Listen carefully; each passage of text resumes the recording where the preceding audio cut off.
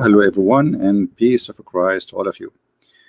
I just finished working in plumbing, and I hate it. But then I said to myself, hello, isn't this is what you do every day? Working in plumbing? This is what we do every day. I work in the plumbing. I like it, I don't like it, I hate it, but it is what's happening. So welcome, family, and please invite your friends, and don't forget to download the videos. And admins, if you want to share the links for Patreon, go ahead, you know, because they are after us, doesn't matter what we do. So today our topic, what is the proof that Quran is the word of God? Well, I search on the internet as usual, seeking help from Muslims, and always Muslims, they help me really a lot. And I mean, the answers are really very much convincing. I mean, who can deny the answers? They are very sharp, and they are built to prove. In the front of us, we have Muslim website. It's called Submission. There is different website. It's called Why Islam. And you know, the Muslims, in order to convince you that the Quran is the word of God, usually they do this. Look at this trick. Everything made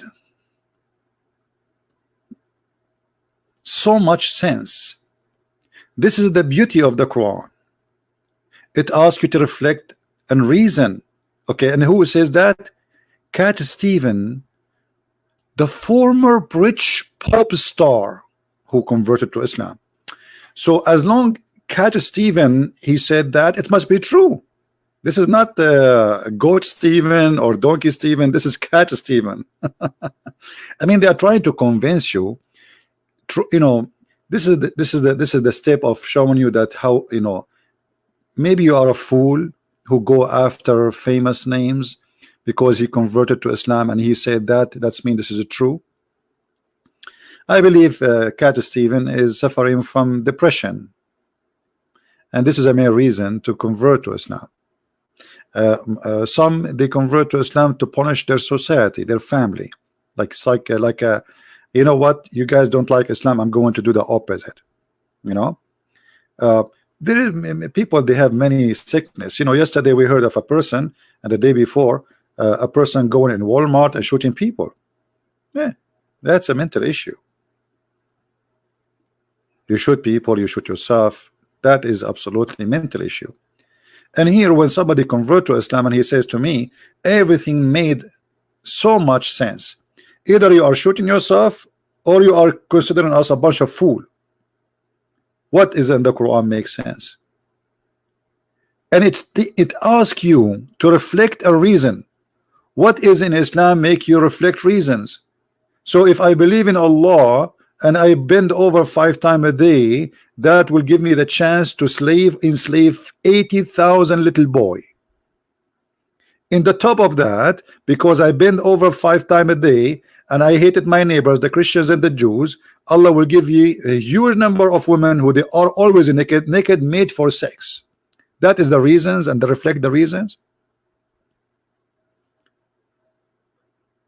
So they try to force you into considering famous names because they consider you a fool. Who, if a superstar, famous person, he says something good about Islam. That's why they made videos. Actually, they asked many actors after 9/11 to say, I'm a Muslim, I'm a Muslim. The fact they are not, you know, it's just because they want to promote Islam, and they knew how much impact in the head of the fool if an actor he said something good about Islam. Now, are you a fool? So what if Cat Stephen? Who is Cat Stephen? Let us say tomorrow there is a very famous person, he converted to Islam, and he's a fool. I'm not. And the proof is in the front of us. Who is a Muslim right now? I'm going to open my Skype. He is willing to call me and give us just one reason to believe in what this guy he said, that Islam, the Quran asks you to reflect reasons and reasons. It makes sense. Quran makes sense. So who is the beautiful Muslim, handsome Muslim, smart Muslim, is willing to call us and to tell us what is makes sense in this religion or this cult, whatever you want to call your religion?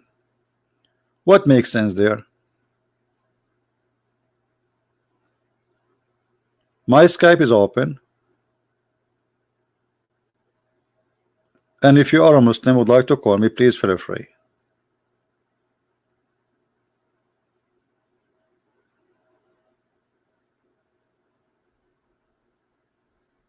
Any Muslim? Who is a Muslim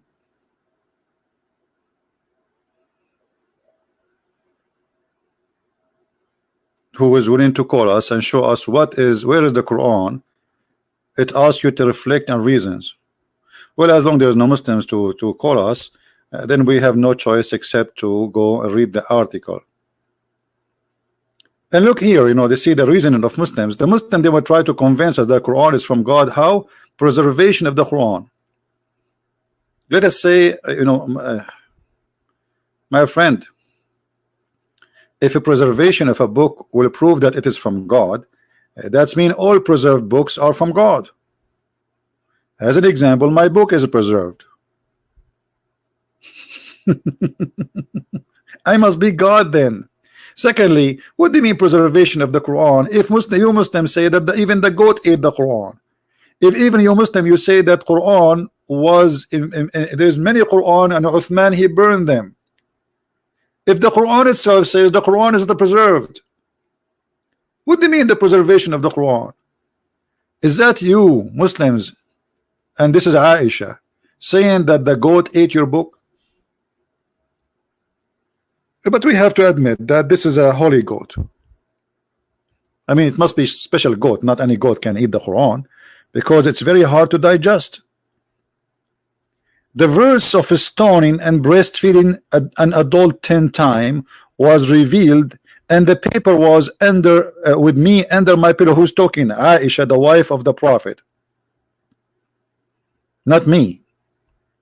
So the Quran was under the pillow of Muhammad. The pillow of Aisha is the same pillow of Muhammad. Remember that she's his wife, unless Muhammad was kicked out from the bed of his wife. And the paper was under my pillow, and when the messenger of Allah died, we were preoccupied with his death, and the tam sheep came and ate it. What? Yes, brother. A tam sheep came and ate it.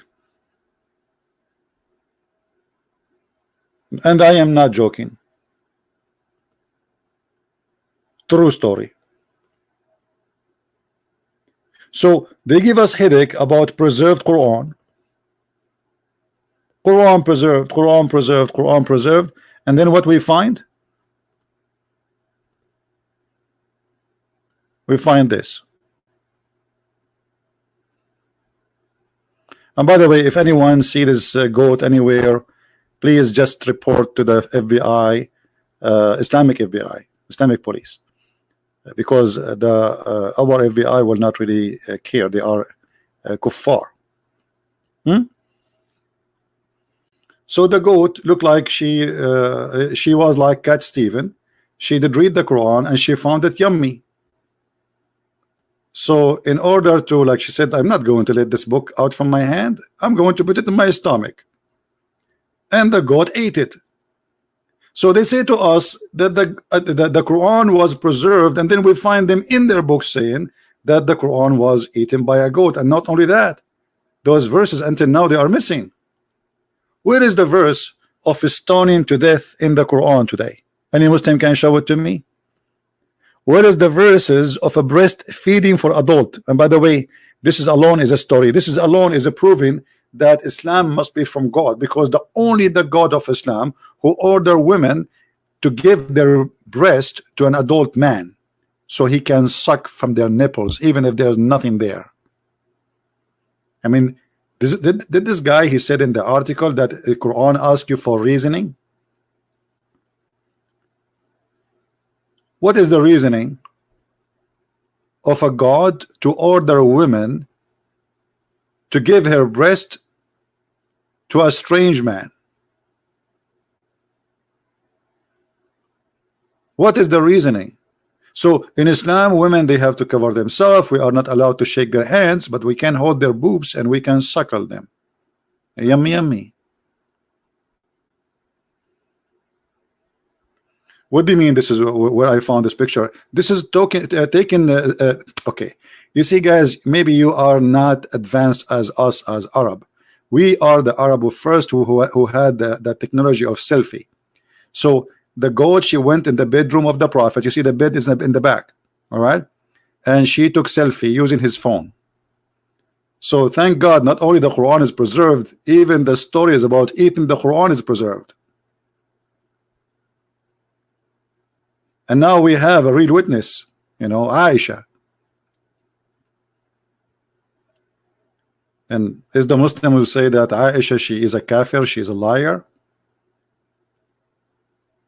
So where is the preserved Quran? And you know, how in the world are you telling me that the goat only ate those 2 verses? I mean, what's wrong with you? Goat ate only 2 verses. Maybe this is what Aisha, she remember, or she found in the most important verses. There's no way the goat will stop, you know, give the goat a book, she will eat the whole book. Goats, they eat even plastic.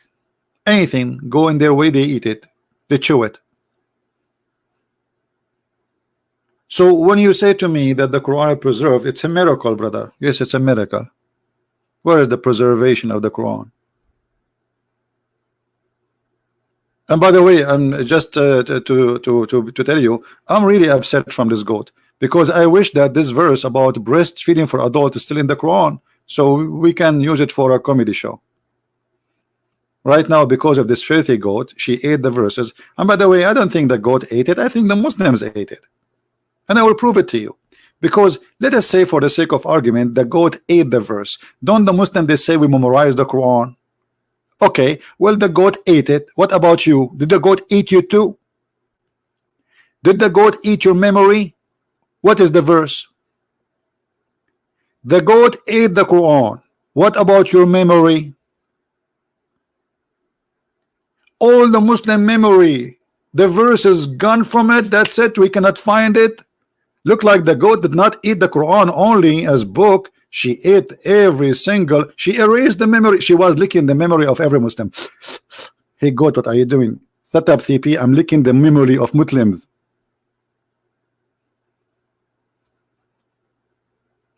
And for sure, if we ask Zakir Naik about this, he will say to you a very smart answer. Brother sister, did the person name is the Christian Prince, and you ask question, and their questions are not valid, and I'm going to prove it for you today. As an example, he said, and he quoted from the mother of the believer, Aisha, peace of her, that the verse of stoning on the breastfeeding adult 10 times was revealed, and it was in the paper under my pillow, and the goat ate the paper. First of all, when our mother, the mother of the believers, she speak about it incident, she is reporting a very, very dangerous incident, that this goat was sent by the Jews, and she was working for the Russian, and most likely for the CIA. Otherwise, why she ate at that book? What about the other book, brother? Dr. Zakir Naik, but this is not the question. How the Quran is preserved, yet the goat ate it. So the Quran is not preserved. You are stupid, and you are ignorant. And I'm going to prove it. First, it is preserved, and preserved in the goat belly. And until now, the goat belly is preserving the verses. So now, where we can find the verses in the goat belly? Exactly. And because you are stupid and you do not know how to find the goat, you think it's gone, but the fact it's there. But we need to find the goat first, and then I assure you, we will find the verses preserved inside the belly of the goat. Well, I never thought about this, Dr. Zakir Naik, so I really apologize. I told you you are stupid. I told you you are stupid, and I am smart, and I know it. And don't call me again. Where is the preserved Quran?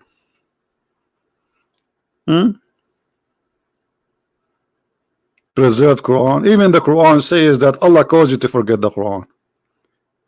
And why Muhammad he says that? If you see the reason, you will die laughing.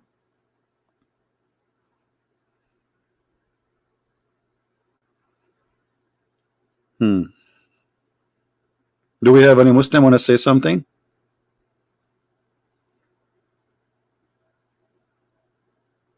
Any Muslim? You don't understand what Zakir Naik said? Yeah, I don't understand too. You think I understand what he said? Hello? And the brother and sister, in Islam you do not need to understand. You need to die that only. That repeat after me. Say the Shahada and don't understand the Shahada because it's in Arabic. Who in Islam understand anything? Nobody.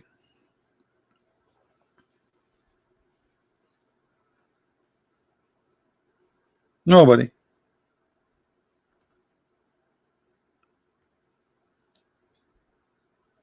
This is why even Muslims, when they try to explain a verse in the Quran, they say Allah knows best, because they don't know what they are saying.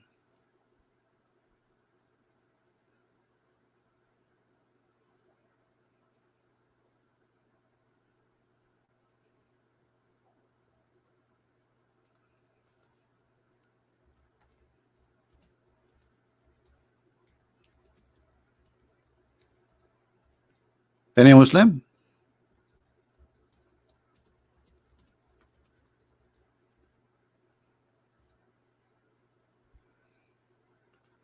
Who is a Muslim would like to say to us something?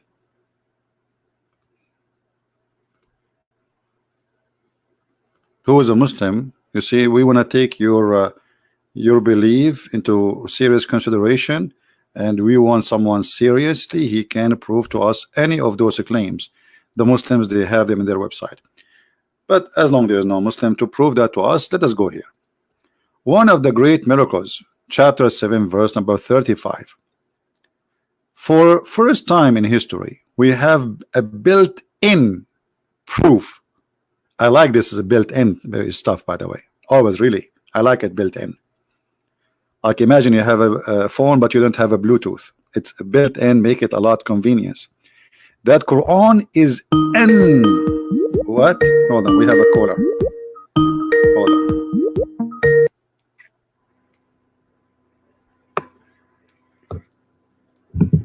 Hello? Hey there. Hey, Mr. Wasim, how are you? Not bad. I just wanted to ask you a quick question.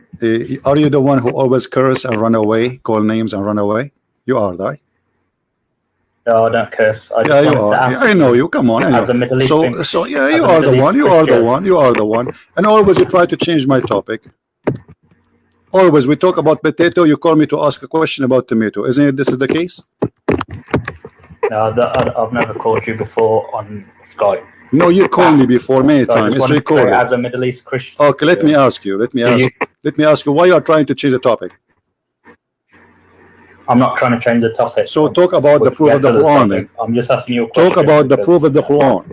You've been lying to Protestants. You said that as a Middle Eastern Christian, do you reject infant baptism? I reject what? Mary I reject what? Jesus, I reject what? Calling Mary the mother of God. Reject do you what? condemn that? I reject what? Say again. Do you reject infant baptism and calling Mary the mother of God? You know, you see how stupid you are. First of all, I don't care what you think. I care about what I say. And let me tell you what I say about the question you asked. I believe it's better for a person to shut up. Let me answer you. It's better for a person to do baptism when he is adult. However, because shut up. Let me answer you. Potato. Let me answer you. But because a child he might die before he reach the age, then it can be better that he take the baptism when he's a child. So both of them, they are right, and I don't mind if my son do it twice, which means he do it when he is a child and he do it when he is adult, because this is his choice. So if he die in young age, he received the Holy Spirit. This is how the cover they hang up, and this is how they fabricate answers. Secondly, I saw your comment in the text. You said the Coptic church, they have idols. You are a potato and you are a dummy. Catholic, they don't have that. They don't have statues. They don't have any of that. Secondly, I'm not a Coptic.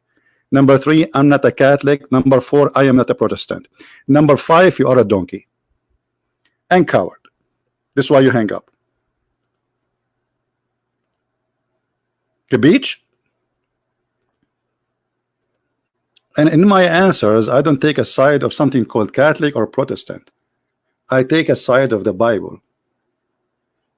We as a Christians, we are neither Catholic, we are neither Protestant. I am not protesting to be Protestant, and I am not following tradition to be Orthodox, and I am not a Catholic because I don't listen to the Pope. But at the end of the day, the Catholic, the Protestant, the Orthodox, all of them, they listen to the word of Jesus and they are worshiping Jesus. And this is why all those 3 churches, they share the same value I share. So all of us, we are Christians. You are stupid, you are a fool, and you are a coward. I'm not calling you names, by the way, but because of your cowardness, you don't want to always, this is what you do. You call because you have no answer for anything. And you think you get like something, like, did you say? Did you say? I say every day, Abdul, potato. I say what I say every day. And it's recorded. And I ask people to copy my videos and publish it everywhere.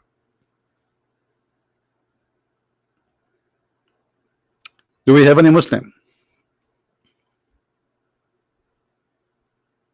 Anyone? You see, always the Muslims, by the way, they try to make division between Christians. Did you see that question? The whole purpose of the question is not to know, by the way. It's just to say, did you say that? So maybe somebody, he is a Protestant, he will not like that, or he's a Catholic, he will not like what I said. It's just about division. Christians, really Christians, they will not support division. Even the Bible speak about that. That be aware of people who bring division. Division always from Satan. Either they are deceived, which means they are wrong, but maybe good people, good Christians, but they are wrong in understanding, or they are really false Christians. We as a Christians, we follow only one person, not a bishop, not a Christian prince, not a pope, not a Protestant, not a Catholic. We follow Jesus. Anyone he follows someone different from other than Jesus, he is not Christian. Now, who is a Muslim? Wanna call us?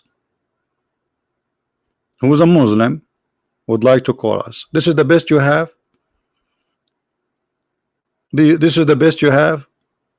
Baptism and when you are an infant, or baptism when you are adult? Both is good. And actually I support people to do both, which means when you are a parent, I think it's a good idea to baptize your child so he will be blessed with the Holy Spirit since a very early age. And then when he is an adult, because now he is making a choice, he can do baptism again. Now, can we do baptism again? Every day is a baptism for us. Why not? The day you are accepting the Messiah, you are reborn again.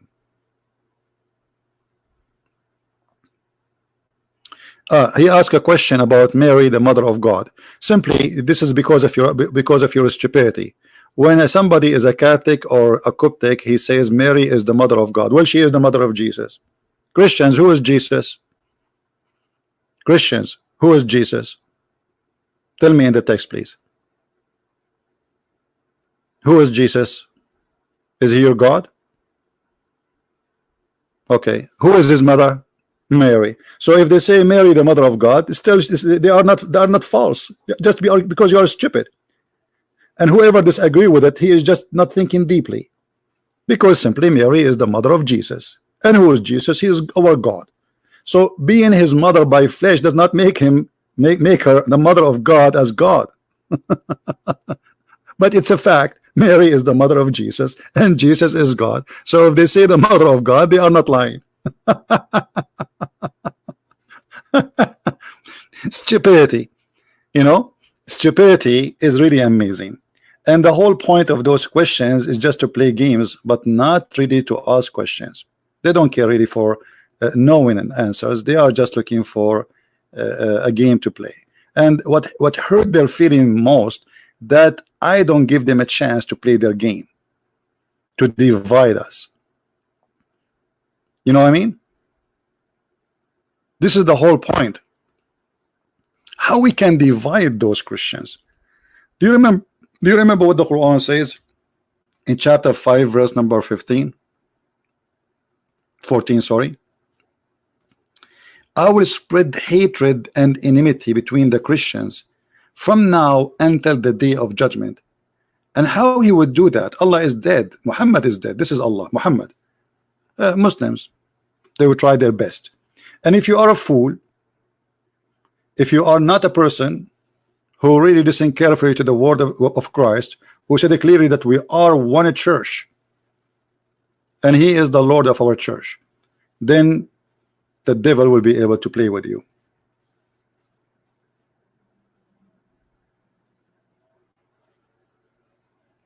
Somebody saying, can you explain for us Luke chapter 23? You know, look, like you see, people, they are desperately trying to make us go away from our topic. Why nobody want to talk about our topic? Do you think here we are like I'm a waiter and you bring me your menu with me? Jesus, he forgive them. So what the problem with that? If this verse needs explanation for you, that means you have a mental issue.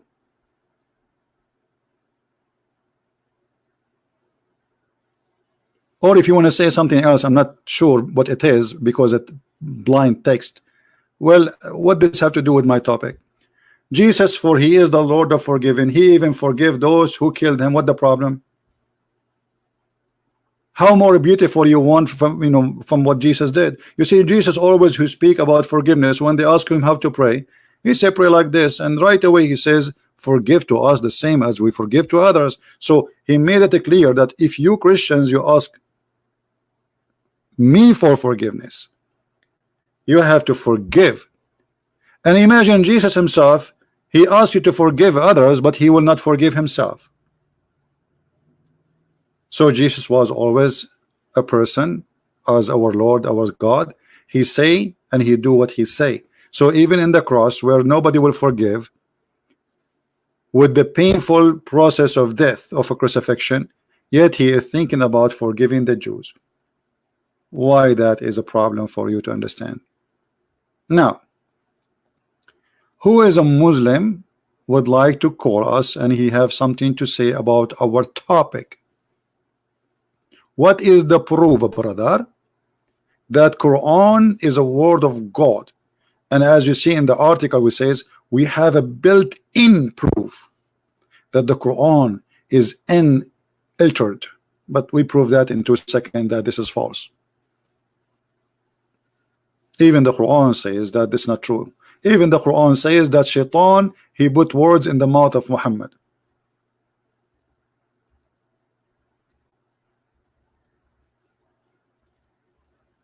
And because Muhammad is a false prophet, he could not remember what he said yesterday. In order to cover his lies, he said the following: none of our revelation do we abrogate or cause to be forgotten. I thought the Quran is preserved. Even your God, he make you forget the Quran.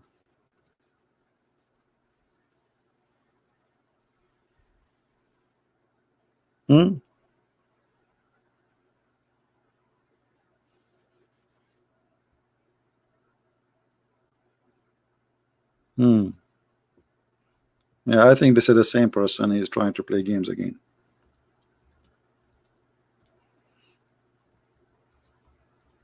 This guy, by the way, is like he suffer from mental issue. He always do the same.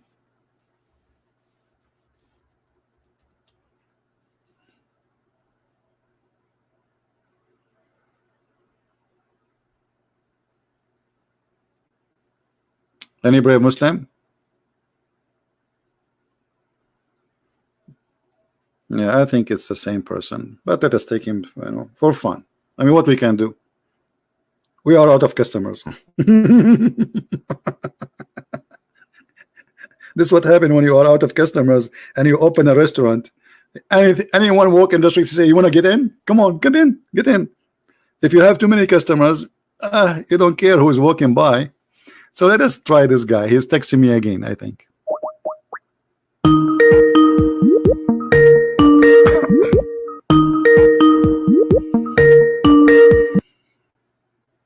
Yes. Hello, Christian Prince. How are you today? I'm fine. How's your day been? It's all right. I'm glad to hear that. What do you want to say to us? Are you a Muslim, right? Yes. I saw you were speaking about the goat eating part of the Quran. Yes. To be honest with you, I mean, there's no explanation to that. I think. Yeah, I think you're not a Muslim and you are a troll. Don't call me again. I know your voice. No, don't call me. Don't call me. I know your voice. You are just a troll.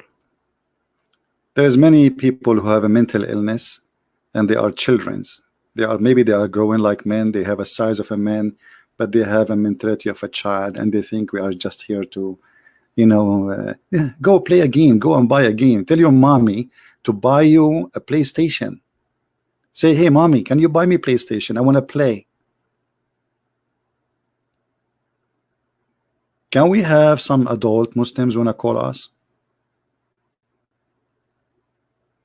No, I will not let him talk. I know that this guy, he is a troll. Anyone?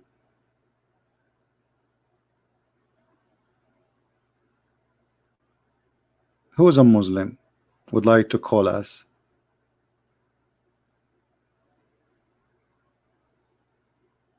None of our revelation do we abrogate or cause to be forgotten. Question. Why Allah He caused you to forget the Quran? You see, we have a built-in proof that the Quran is forgotten. Isn't what you said to us in the article that we have a built-in proof? This is the built-in proof. The Quran is forgotten. Where is the preserved Quran? Hello?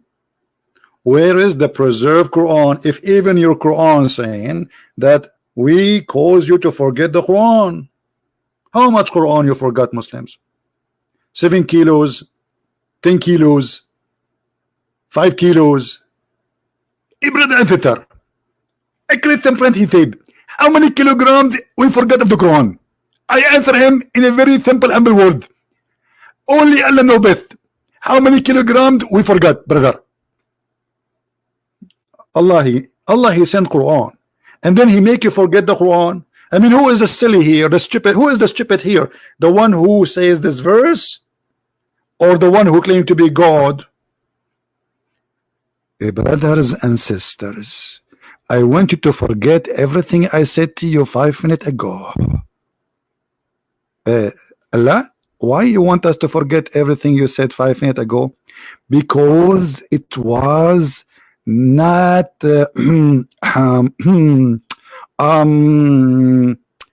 okay, because it is not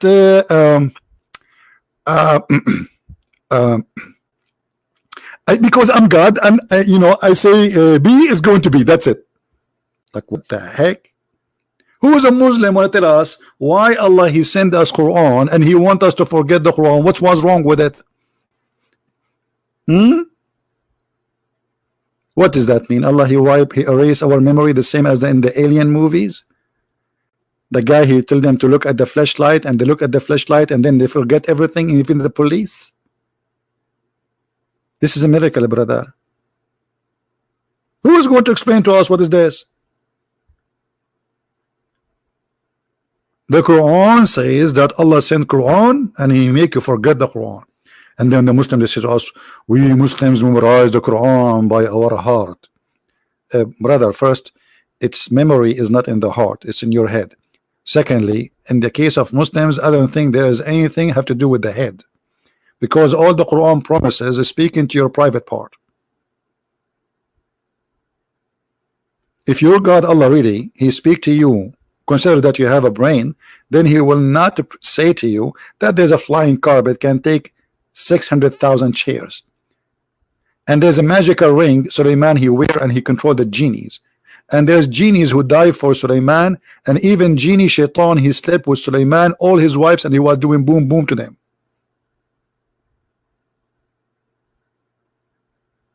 Thank God I am not Suleiman. Imagine Suleiman, I go to the bathroom. You know the story of Suleiman, right? I feel sorry for Suleiman according to Islam. The poor guy, he went to the bathroom, and when Suleiman he go to the bathroom, he cannot take his ring with him because this is a holy ring, brother. Maybe the ring, if you go with him to the bathroom, is going to lose its power by touching the you know. So always he give his ring to his wife, and her name is Jarada, which means Loctos. Shaitan, he come in the look of Suleiman. Look at this Shaitan, he can come in any look. Okay, hold on. If Shaitan come, you know, there's a story, Shaitan, he come in the look of Jibril, and they call him Al-Abyad. And there's a story of Shaitan coming in the look of Suleiman. So what is the proof that Muhammad himself was not a Shaitan? And Shaitan is coming in the look of Muhammad. If Shaitan, according to you Muslims, once he came as an angel and once he came as Suleiman himself.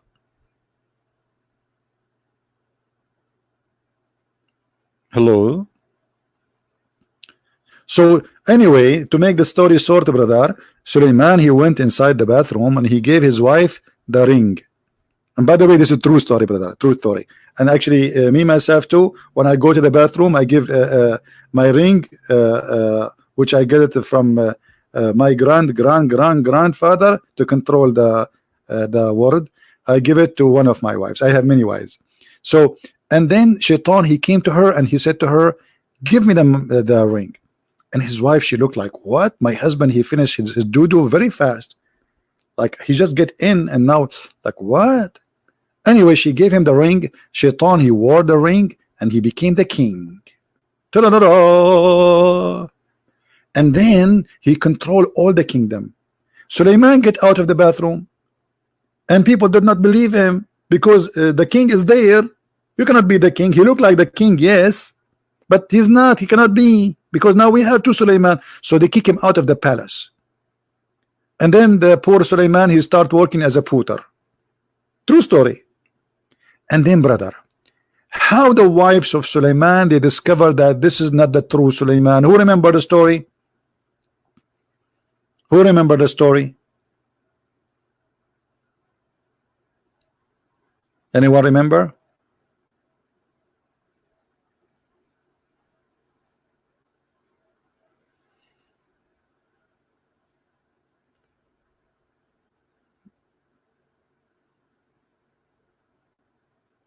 Anyone remember?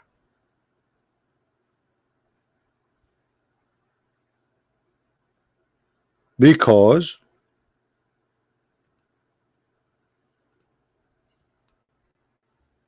he was so good in sex.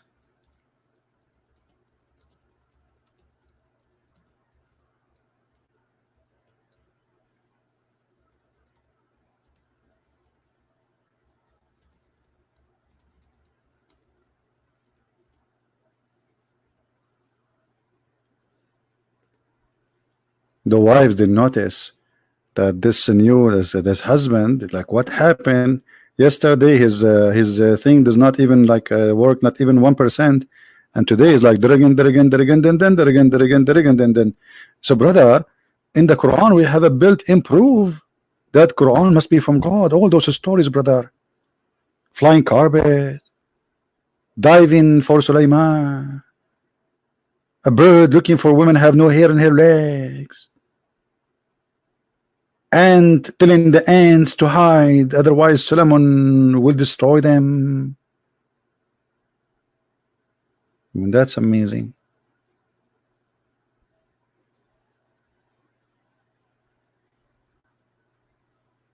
Where is the built-in proof?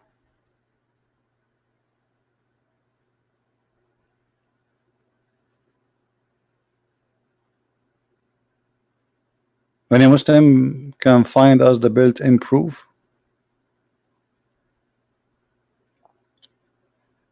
I'm just trying to find it.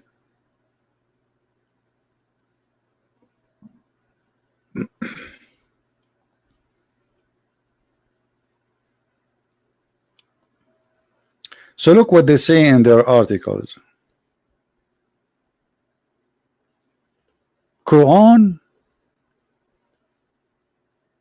is not changed and have a built-in proof. A proof that variable by anyone. You really so powerful is the proof. The few generation, it will become obvious that any religion or any group of people which advocate faith as a brief. Okay, go to the proof. Quran chapter 17 verse number 36. You shall not accept any information unless you verify it for yourself.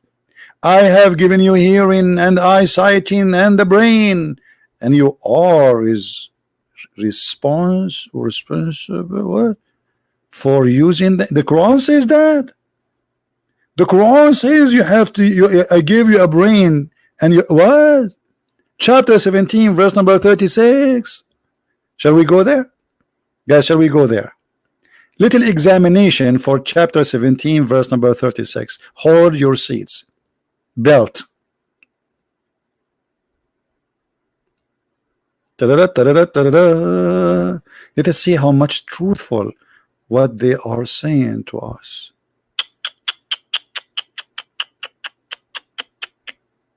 This is not what it says. This is not what they said to us in the article. You see, guys, this is totally different translation. Like, what happened? Let us go back to the article. There's a Muslim calling me idiot. Thank you, my friend. Thank you. You shall not accept any information unless you verify them. Okay, let us go to the verse. And pursue not of which thou has not knowledge. It doesn't say verify them. It says the opposite actually. It says don't stop and examine things you have no knowledge of it.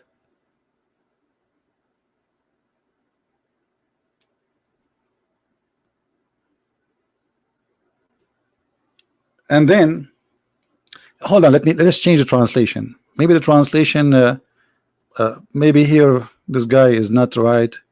Let us see different, Abdul. Let us see which one? Where is Shakir? Let us see Shakir. Okay. And follow not that which you have not the knowledge. Okay. Follow not which you have not the knowledge. This is mean verify.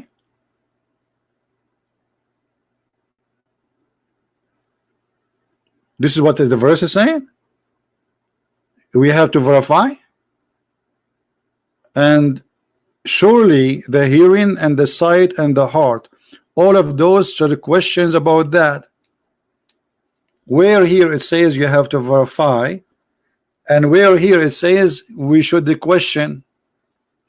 You see here where it says, and the hearing and the sight and the heart, they question about that. They question about the first sentence.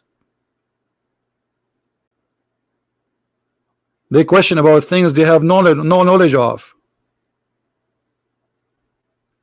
So all what they are saying to them, follow the one who have a knowledge. And who is the one who have a knowledge? Allah and his prophet. So it's not the Muslims who will acquire the knowledge. Let me show it to you from different verse. Those who have knowledge in Islam is not the one who have knowledge, it is those who say we believe. If you go in chapter 3,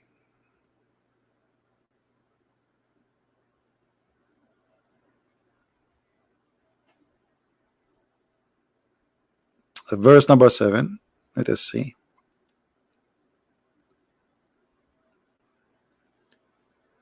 But none knows the interpretation of the Quran except Allah, and those who are firmly rooted in knowledge, they say we believe in it.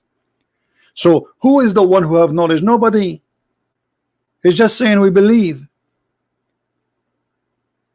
So if you question, if your eyes a question, if your heart a question, if your mind a question, well, you should not do that. Don't follow what you have no knowledge on, and let your heart and your eyes a question, because you have to follow blindly. Let us see the interpretation for this verse from the Muslims books.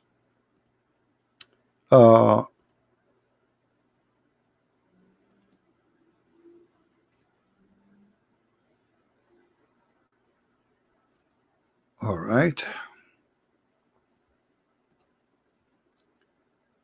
Let us go there.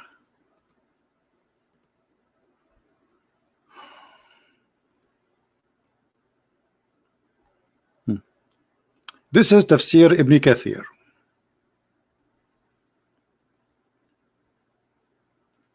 Let us see what it says. It says the opposite. Don't follow your thoughts.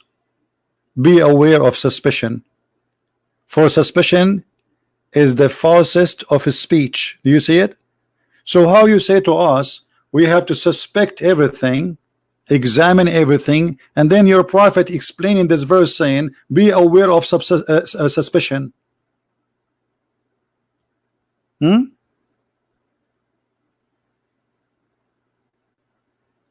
not accuse anyone of that which you have no knowledge. This is what the verse is saying. It's not asking you to examine the Quran and examine etc. So it's the opposite actually. You see, when somebody says to me I am a prophet, in my head I have to examine and the first thing come to my mind, he is a false man, which is an accusation, and now I have to prove it. The Quran says do the opposite.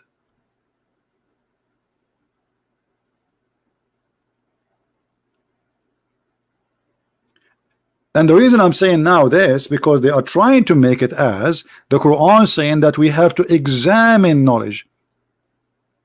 You see, the Quran is saying examine.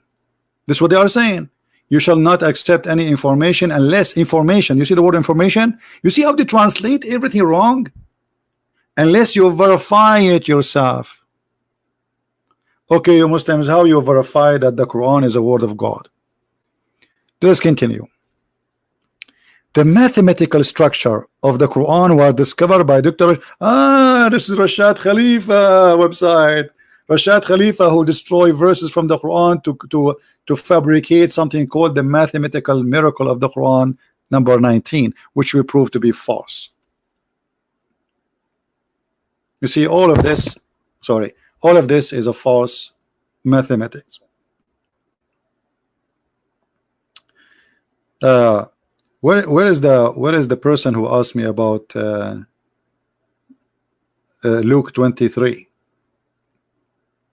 Are you there? Are you still in the chat? I think I made a mistake. I thought this person is a Muslim trying to take us out of a topic, but I think it's a Christian person. Please, when I'm talking about something, don't take me away from my topic.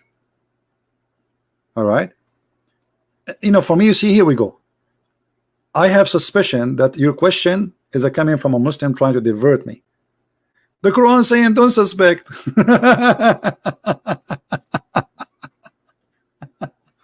So the Quran actually is saying take Muhammad words blindly, not what they are claiming. And now they are trying to prove to you another deception, that the Quran have a mathematical miracle. And we prove this. And if you have my books, if you saw my videos, we prove it very easily in 2 minutes. In a minute. Who is a Muslim? He is willing to call me and tell me about the miracle 19, and I will do my duty to prove it to you in less than a minute to be false. All of this. Look how long. Look. False. Anyone?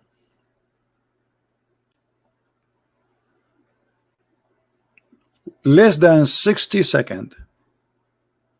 Actually, in what I changed my mind. 30 seconds. Who wanna call me as a Muslim, and I will prove that the miracle of number 19 is false in less than 30 seconds. Come on, don't make me say 10 seconds. This is too much. Like I will not be able to say hello. Anyone? It's a lie. It's a big fat lie. Just to make it simple for those who because you might get Muslims speaking about this issue with you. If you go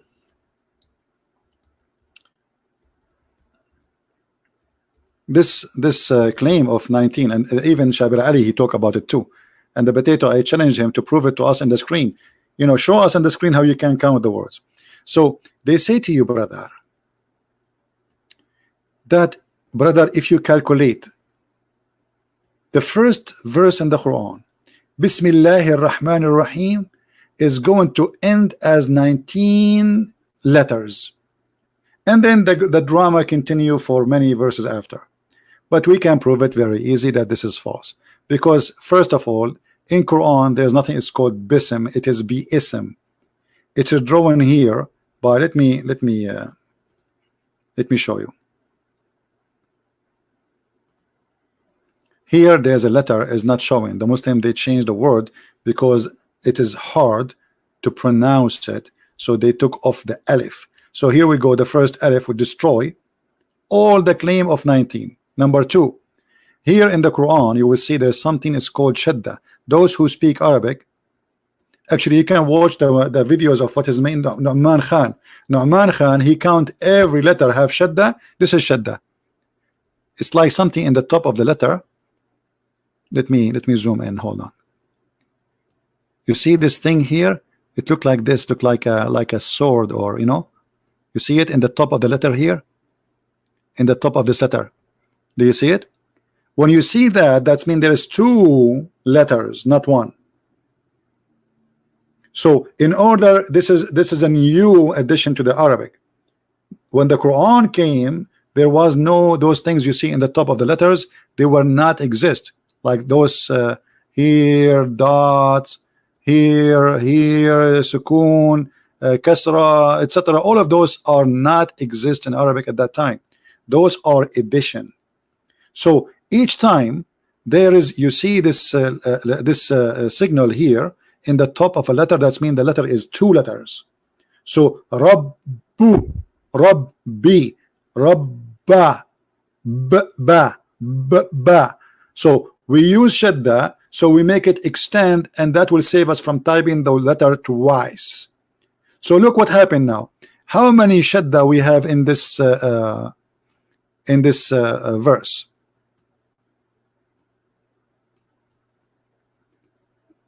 Let us clean the screen and do it again.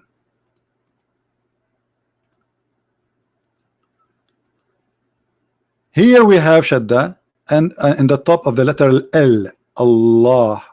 Then here we have Rahman, and here we have Rahim. So just by adding those, we have three more letters addition. You believe it? Now hold on, we are not done. Do you see here in the top of this word Ar-Rahman? Let me change the color. You will see like a little stick, if I can say it's a stick. Let me zoom in. Here. Look underneath of it, you will see something like that. You see it? You know, I'm just trying my best to show you. You see that thing here? Do you see it? Small, tiny thing. This is Alif. This is letter A. So look what happened. In a very easy look, we find that the number 19 became 20, 21, 23, 24, 25. So where is 19? It's a lie. Here there is Aleph, and actually I can show you from the Quran itself that this is written wrongly in the Quran. In Arabic we have nothing, it's called Bism. That is a stupid Arabic. But the Muslim, because they fabricate their book, they took the letter off just to make it easy to pronounce. Even they agree, all the sheikhs agree that the word is not Bism, it is Bi'ism. And let me show you from the Quran itself. I will type the word in the correct way in the Quran, and let us see how it's going to appear. Switch to Arabic.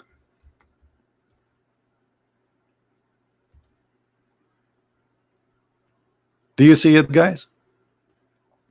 This is the correct way. فَسَبِّحْ بِاسْمِ رَبِّكَ. You see the Aleph here? In the first verse, it's taken off. Look how many verses.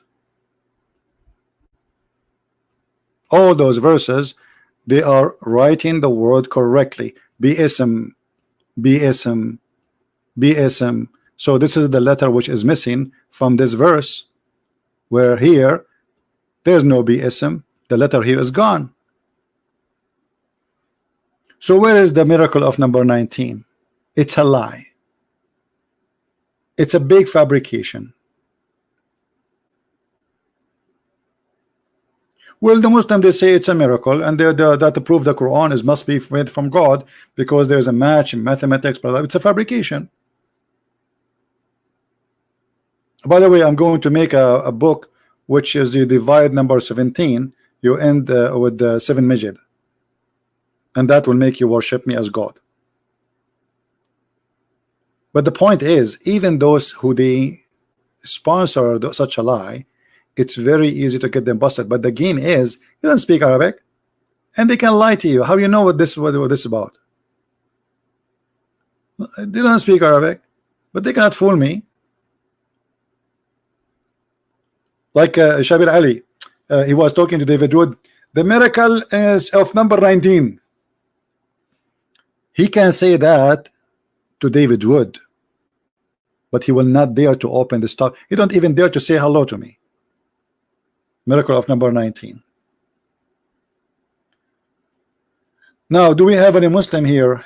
He is a person want to show us something. Until now, we saw no proof of the Quran.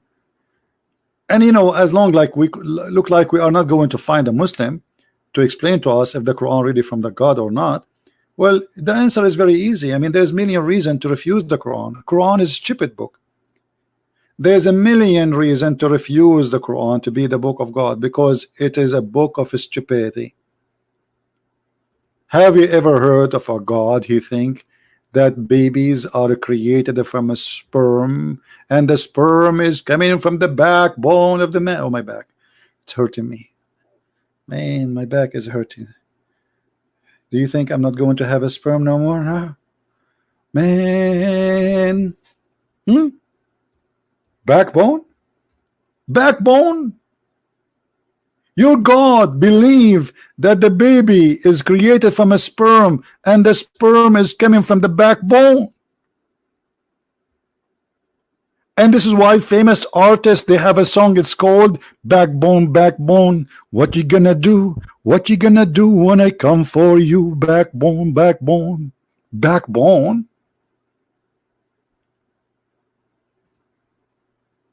And look, by the way, when you change the translation of a translator, all of them are Muslims, but everyone give you his own fiction. Then we made the sperm into a clot of congealed blood. The sperm became a congealed blood. Are you serious? Okay, tomorrow I'm going to make some sperm and I'm going to put them in the side, and I will wait for them to transform into congealed blood, brother. What do you think, brother? I'm going to put some sperm in a dish and leave them in the table until the morning. Oh, hold on, hold on. You cannot do that. You have to wait for them for 40 or 50 days, because the Prophet, he spoke about how it works. For how long the sperm stays sperm, according to the Prophet who taught by Allah knowledge. And Allah knowledge is amazing. I mean, come on. Look what the Prophet said, brother. The Prophet said, when the drop of semen remains in the womb for 40 or 50 days, that's it. I have to convert now. I mean, how Muhammad knew the exact dates? So look, as long Muhammad, he says that the sperm semen stay for 40 or 50 days. I'm going to make some semen, excuse my language, and I will put it in a dish and I will wait for it for 40 or 50 days. And guess what?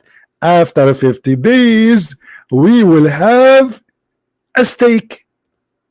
Yes, a steak, brother, because, no, sorry, not steak. It's going to be a piece of a blood, dead blood, brother. So you put a sperm in a dish, brother, and you leave it in the table for 40 or 50 days. You come back home, you will find your sperm became blood. True story. And you are telling me why the Quran cannot be from God? I mean, have you ever heard a foolish God like this? Sperm transform into a clot of a congealed blood? Hello? I'm truly convinced that this is from God. We have to admit. How I never thought about this before, that this must be from God. I must be blind, and now I see lights. I see lights. I see lights in my eyes. No, I think this is my neighbor from his driveway. Let me close the blind. I thought for a second, like, almost I saw light of Allah. But my neighbor, he parked his car in the front of my driveway, and like the light is blinding me. Alhamdulillah. Look at this. This is the Quran, which I have a proof, a built-in proof.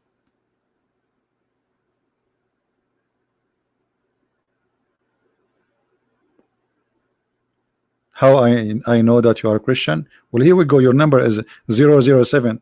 All my friends, their numbers, brothers, sisters, even the angels, Jibreel, their number end with 007.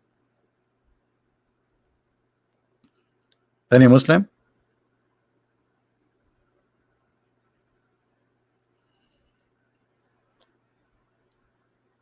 Any Abdul?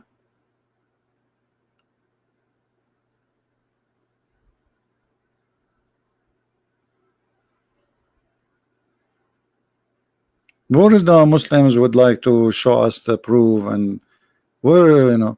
Okay, let's continue the wisdom of Allah, brother. That's a lot of wisdom. That's a wisdom, really. Wiz and dumb. That's full of dumb. And then of the clot we made a fetus. Fetus? The Quran say fetus? No, this is addition. A lump.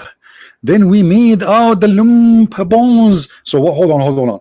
So first we are a sperm for 40-50 days, and then we are blood, and then the blood became a lump. May Allah lump you.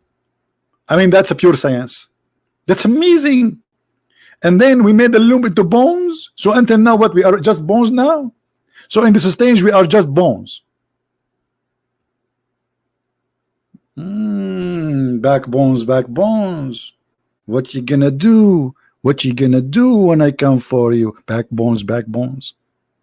That is science, brother. In chapter 86, verse number 6 and 7, it says that the sperm coming from the backbone. And this is why, by the way, I called the insurance company. I told them I wanna insure my backbone. They said we don't have insurance for such a thing. We insurance all the body. I said no. You don't understand. I want to insure only my backbone, because this is where the sperm is emitted. What? The sperm, brother, is coming from the backbone of the man and the ribs of the women. How Allah knew that? And you are telling me the Quran is not from God? Are you blind or what? Isn't it obvious?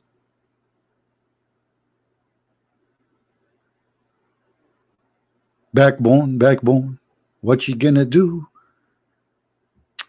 Man, all of this happening from the backbone, little backbone. The sperm is coming from. So what the testicles is made for? Do you think it was like a decoration, Allah? I think Allah, he made the testicles as decoration. Like he said to himself, what I should hang there, what I should hang there. Come on, like that thing by itself, it feel lonely. I'm going to hang two things. And Allah created testicles for decoration only. And the sperm, brother, is coming from the backbone. It's obvious. This is a religion.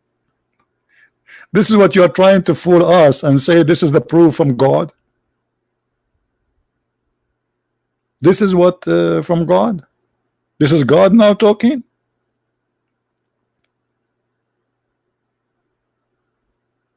Look what happened to Sal John. He got shy. Look what happened, man. Sal John, he never heard the word testicle before, so he got he's very shy, man. I feel you, brother. Any Abdul? Yeah, the backbone is the last bone in your back, the last little tiny bone in your back.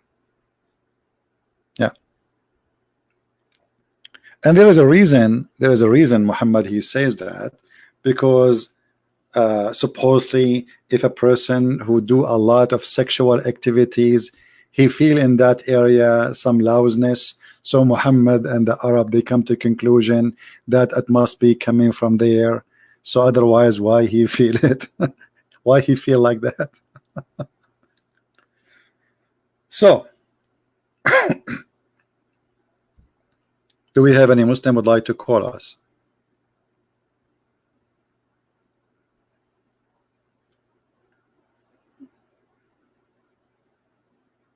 Anyone?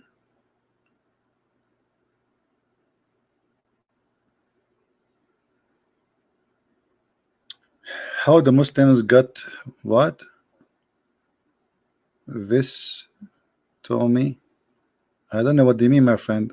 You see, my English is limited because only Allah knows English. Allah knows all languages, but He speaks only in Arabic. This is why you cannot even pray to Him in your language. You have to pray to Him in Arabic. A poor Indonesian, he don't speak two words in Arabic. He have to speak to Allah in Arabic. Otherwise, his prayer is not accepted. I don't blame him. Allah like Arabic, and He speak only Arabic. He's the God of the Arab. Any Muslim? Why we are out of Muslims? Actually, the tongue of Allah is not Arabic, and let me show you. First of all, Arabic is not really a language by itself. Arabic is a collection of languages. Arab is not an ethnic. Therefore, there is no really language called Arabic. But by time, we have established from the collection of languages what it's called today Arabic. Otherwise, there is not such a language. The Quran speak about the book as an Arabic book. All right. And look what the Quran says. Chapter 12, verse number 2. We have sent it down as in Arabic in order not to learn wisdom, so you might understand. Not to learn wisdom. Okay. So why He sent down Arabic? So you might understand. Why? Because He sent it to the Arab, obviously, right? Now, this is not really a reason. But the author of the Quran, he didn't know better. Even the Muslim, they claim that Muhammad do not know how to write, how to read. And if you read in the Quran, you will find that all the words in the Quran are not really, there's nothing called Arabic. Every single word from those, you see it, it's coming from the Aramaic. And actually there's many strong scholars who believe that the first Quran was not really written in Arabic as Arabic today. It was written in a version of Aramaic. And the proof in front of you, actually. Look, Alif, Ra, Alif, Lam, Ra. Those letters, Muslim, they say we do not know what they are. But in fact, this is something in Aramaic. It's called the coding system. So a person in Aramaic, if you want to say to you, Jesus is my God, he say what? He say Kahayas.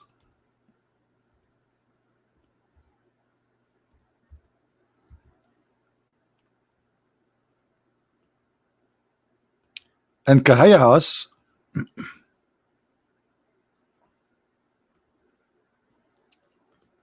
what happened? If you ask any Muslim, what does that mean? They say we do not know, only Allah knows. Everybody start guessing. The fact this is Aramaic, it is a coding where instead of saying to you a sentence, and because the first Christians, they were under a lot of a threat and discrimination by the Roman, so they designed a coding system where they can speak but nobody understand except them. Every letter in Aramaic is equal to a number. So I can put letters, I can send you a letter nobody can understand. As you see, Ka, Ha, Ya, Ain, Sad. Okay, what does that mean? Nothing, it's letters. But for the other person who know the coding, he knew that this is mean Christ is my God. Al-Masihu Ilahi.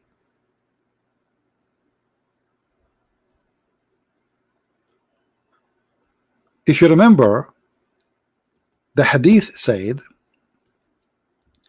that when Waraq ibn Nawfal, he died, Muhammad, he tried to commit suicide many times. And not only that, the hadith confirmed that when Waraqa he died, no more Quran was coming to Muhammad. That's why he wanted to kill himself. And not only that, this story confirmed that Waraqa was writing a book which is called the Bible in Arabic, supposedly. Read carefully. Khadija then occupied him, which means her Muhammad, to Waraqa, and they say he is their cousin, Ibn Nawfal, Ibn Asad, Ibn Abdul Uzza, Ibn Qusay. All of this is his name. All of this is just a name. Waraqa was the son of etc. And here it says, who during the pre-Islamic period become a Nasara, not a Christian. This is false translation. The whole Quran, by the way, never used the word Christian. They use the word Nasara, and Nasara is not Christians. Nasara is the same as Jehovah's Witnesses. It's a cult, and used to write the Arabic writing, and used to write of the gospel in Arabic as much as Allah wished him to write. Do you see it? That is the Quran.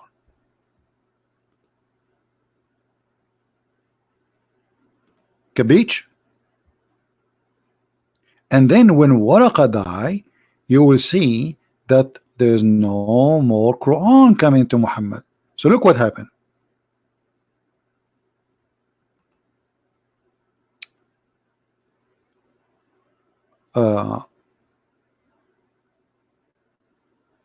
But after a few days, Waraqa died, and the divine inspiration also paused for a while, and the Prophet becomes so sad, as we have heard he intended several times to throw himself from the top of the high mountains. Why is that? Because who is going to give him Quran now? Waraqa died. And Muhammad, he started thinking seriously of taking his life because he will be exposed. But then what happened, Muhammad, he remember that Waraqah, he left a book there. He have the book there. Let me get the book. If you have my books, you will see that I believe strongly that the real father of Muhammad is Waraqah. Anything happened to Muhammad, Waraqah is behind it. Zafina, hold on, Zafina, she is saying, I don't know if Zafina is a Muslim or it is, I don't know, but Zafina is saying, what is Zafina? What happened to Zafina? Where is the text of Zafina? Did you guys what happened to Zafina? I cannot find her text. Zafina, she said, you lie about the Quran because you feel lonely. I cannot find the text of Zafina. What happened? Zafina, yeah, Zafina, in you marrit alina. Zafina, where I did lie? Why you don't call me Zafina and show me where I did lie? As you see, I'm showing reference. Everything I say, I'm giving a reference for what I said. Here we go. This is Zafina, guys. Look what Zafina, she said. You need a woman, CP. I need a woman. And Zafina, are you offering yourself to me as the prophet? He says women, Muslim women, they can offer themselves to the prophet. Is that the purpose of your text? You need a woman, CP. You twisted Quran because you feel lonely. Okay, after I twisted the Quran because I feel lonely, am I not lonely now no more according to you? I think Zafina is you who is feeling lonely. That's why you are trying to offer yourself to me. I don't know. If you are rich like Khadija and young like her, like 25 years older than me, and you have no more teeth or nails, I might accept the offer if you have a lot of money like Khadija. I would think about it, Zafira. How much you have, Zafira? Why you don't call me Zafina and show me where I twisted the Quran? Can you do that? Or just a stupid statement? Prove me wrong. Here we go. Your prophet, he stopped receiving Quran because a man he died. What does this have to do with God? Who is this guy? If he die, Muhammad don't receive Quran no more.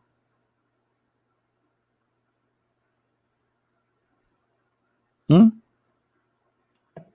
you tell me? Everything I say, I show it on the screen. Guys, does it say here that the guy Waraqah, he died and then the Quran stopped coming to Muhammad, or I'm making things up?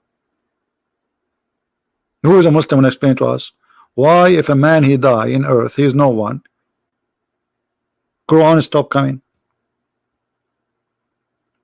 and then Muhammad he tried to kill himself? Isn't it killing? Do you think Muhammad was lonely, Zafina, and this is why he tried to kill himself? I think Muhammad was feeling lonely. Muhammad, he went home. I don't have a wife, I have only 13.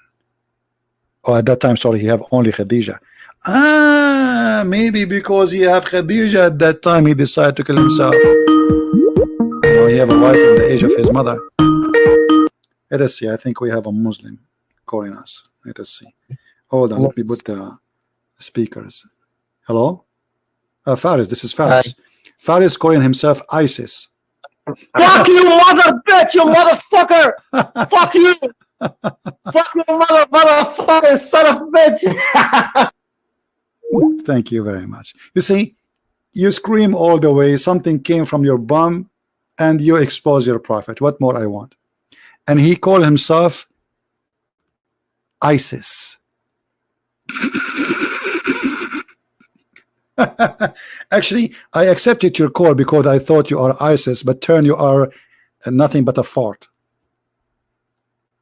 I said to myself, we got a fish, ISIS, but turn to be a kid, a stupid kid.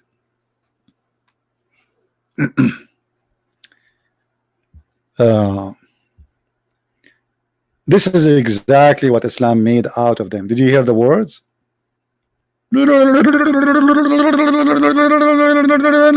Okay. Well, this is what I'm trying to prove. Islam does not make you a good person.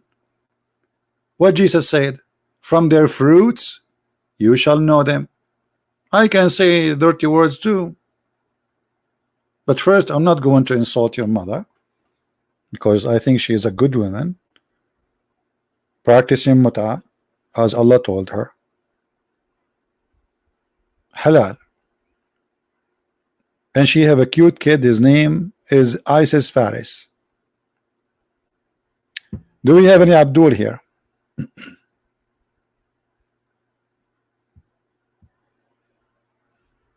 Anyone? So until now we could not find really any Muslim, any Muhammadan to show us that what they say in their article is true. All what we see here in front of us is a fabrication. Muslims believe that the Quran is a speech of God. Okay, here we go. Speech of God. What kind of God he think that women have a sperm coming from their ribs? Brother, this is your interpretation, not mine. Quran is a speech of God. Okay, this is the speech of God. Look at this speech. Amazing. Have you ever heard of a God? He think women, they have a sperm coming from their ribs?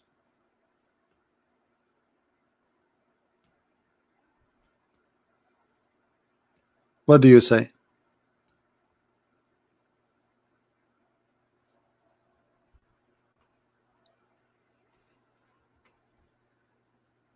Look, brother, Allah, he created you from gushing fluid, meaning sexual fluid that comes from breast forth from the man and the woman. Okay, where is the sexual fluid is coming from? Proceeding from the backbone and the ribs, meaning the backbone of the man and the ribs of the woman. See, you Muslims, you prove to me that God, the God of Islam, it must be true God. I mean, look at this. How Allah he knew this? How Allah he knew that? Sexual fluid? Any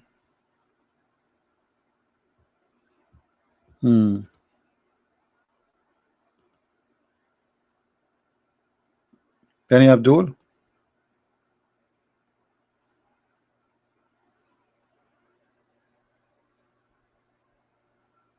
All what we got today is a bunch of false people claiming to be they want to debate us. We take their call and then they turn to be a bunch of kids. But this is a great example of what the fruit of Islam is. If Islam make out of us something better, then we should see people who speak with respect. They are not here to call names and to prove us wrong. But what we see the opposite. Gamers, players, insulting, foul words, bad language. Yes, Faris, how are you? Hello. Hello. Yes. Yeah. Hi, Christian Muslim. A Christian Muslim. Yeah. Sorry. Hi, my name is Wahid, and I had some questions about prophecy in Quran. Okay. That they've been written about. For example, iron, that the God send us iron that is very helpful, and I can send you actually the verses of Quran, and if you want you can hang up, or if you want I can stay, if you could just kind of explain. No, I know what but what about you? Tell us about this. You are a Muslim, right? Do you believe in what they say to you about this miracle? I'm from Uzbekistan, and my country is a Muslim, and all my family was Muslim. I'm 21 years old, and I was believing Allah till a few months ago. I'm kind of rejected Islam. Why reject? Because it's really hard to. I don't know if it's little bit hard to explain. It's so I got the miracle inside since when of you me. start listening to my videos, Wahid? I just got your videos, and I started to watch you not so long ago. Just I see that So this you know this really good stuff no about problem. Islam and So this is maybe the miracle about the Aaron. Do you think it's true or it's a fabrication? no, I just think how they could know about this stuff in the 7th century, you know. Yeah, but Like what they there told is you another examples yeah. like No, my friend, the that hadith. Let me show you. yeah. Let me show you how they lie. First of all, the numbers of the Quran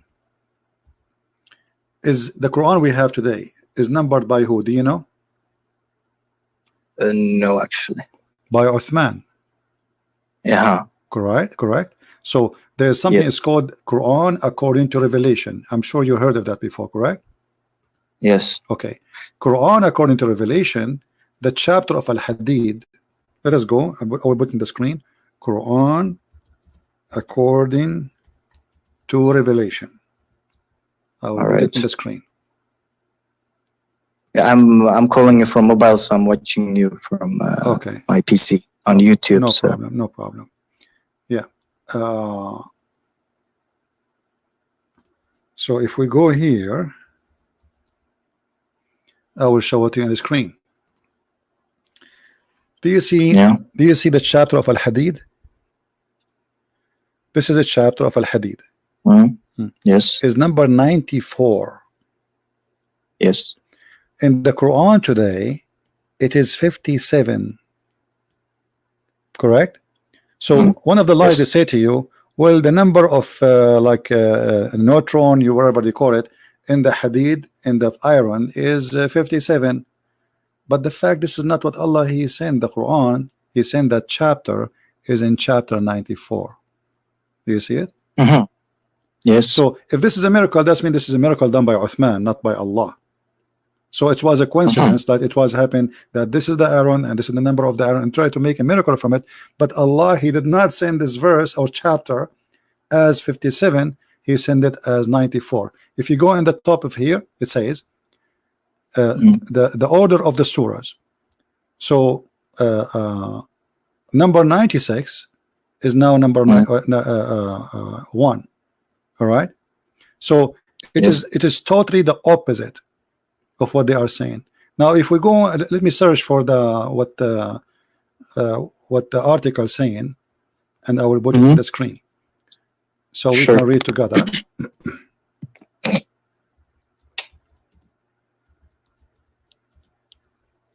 Since I was kid, you know, I've been often hearing.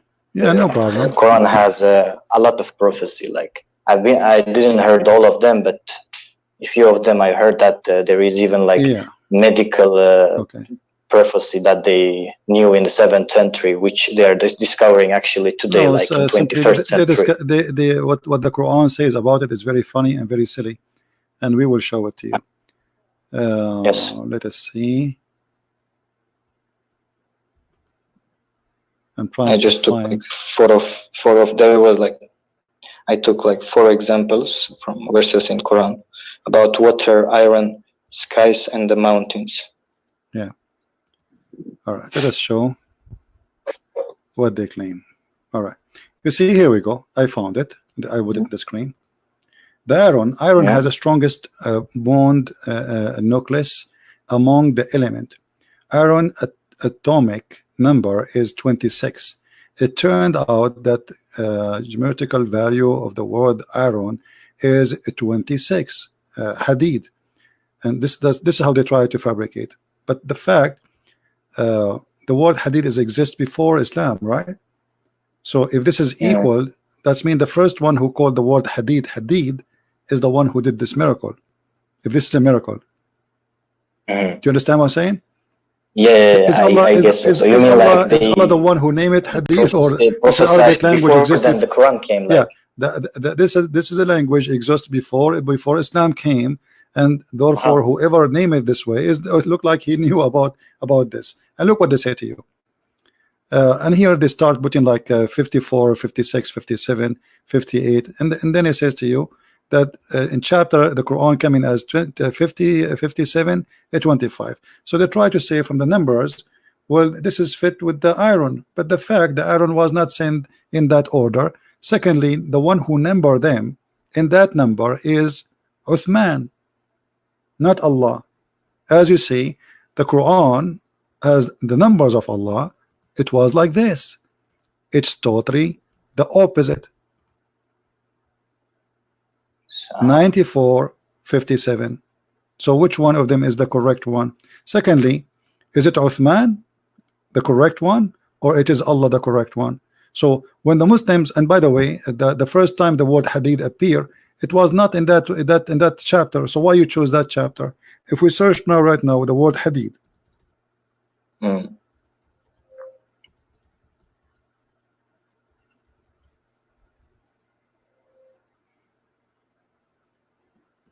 we are searching. All right, chapter 17, verse number 50. It says hadith. Why the Muslim did not choose this verse to speak about miracle? The numbers doesn't match with them, right? Chapter 18. Just a second. Chapter. I will open this chapter 17 and 50 because I need to read it in Russian. I'm not so good in English, you know.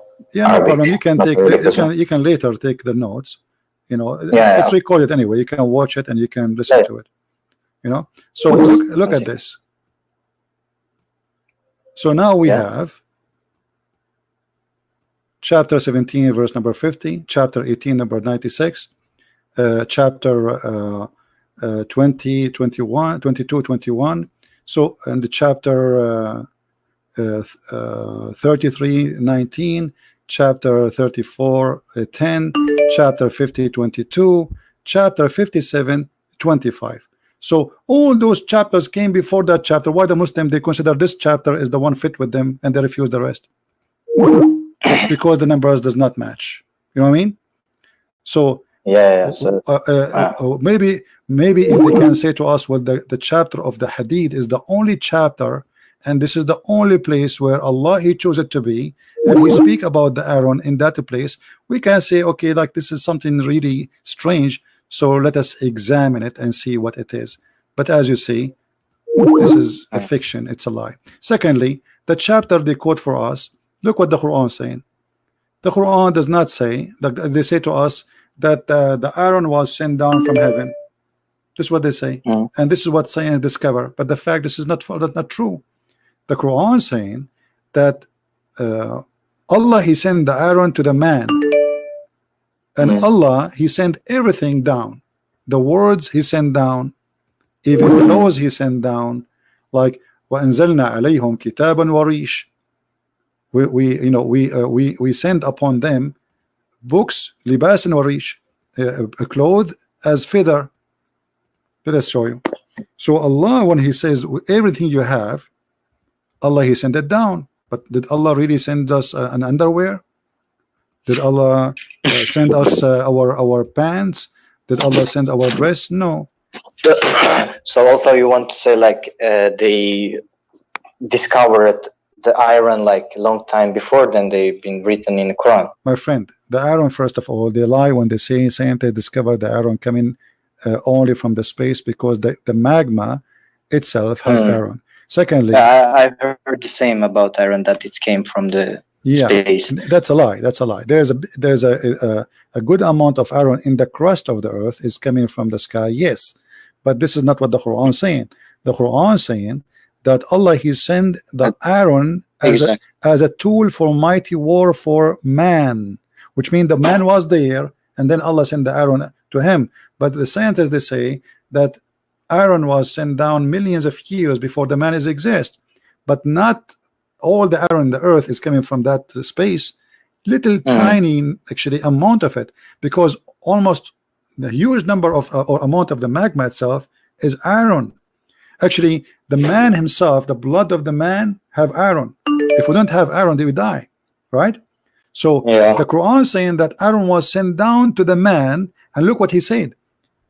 وَأَنزَلْنَا, we send down what? What we send down? Books. You see it?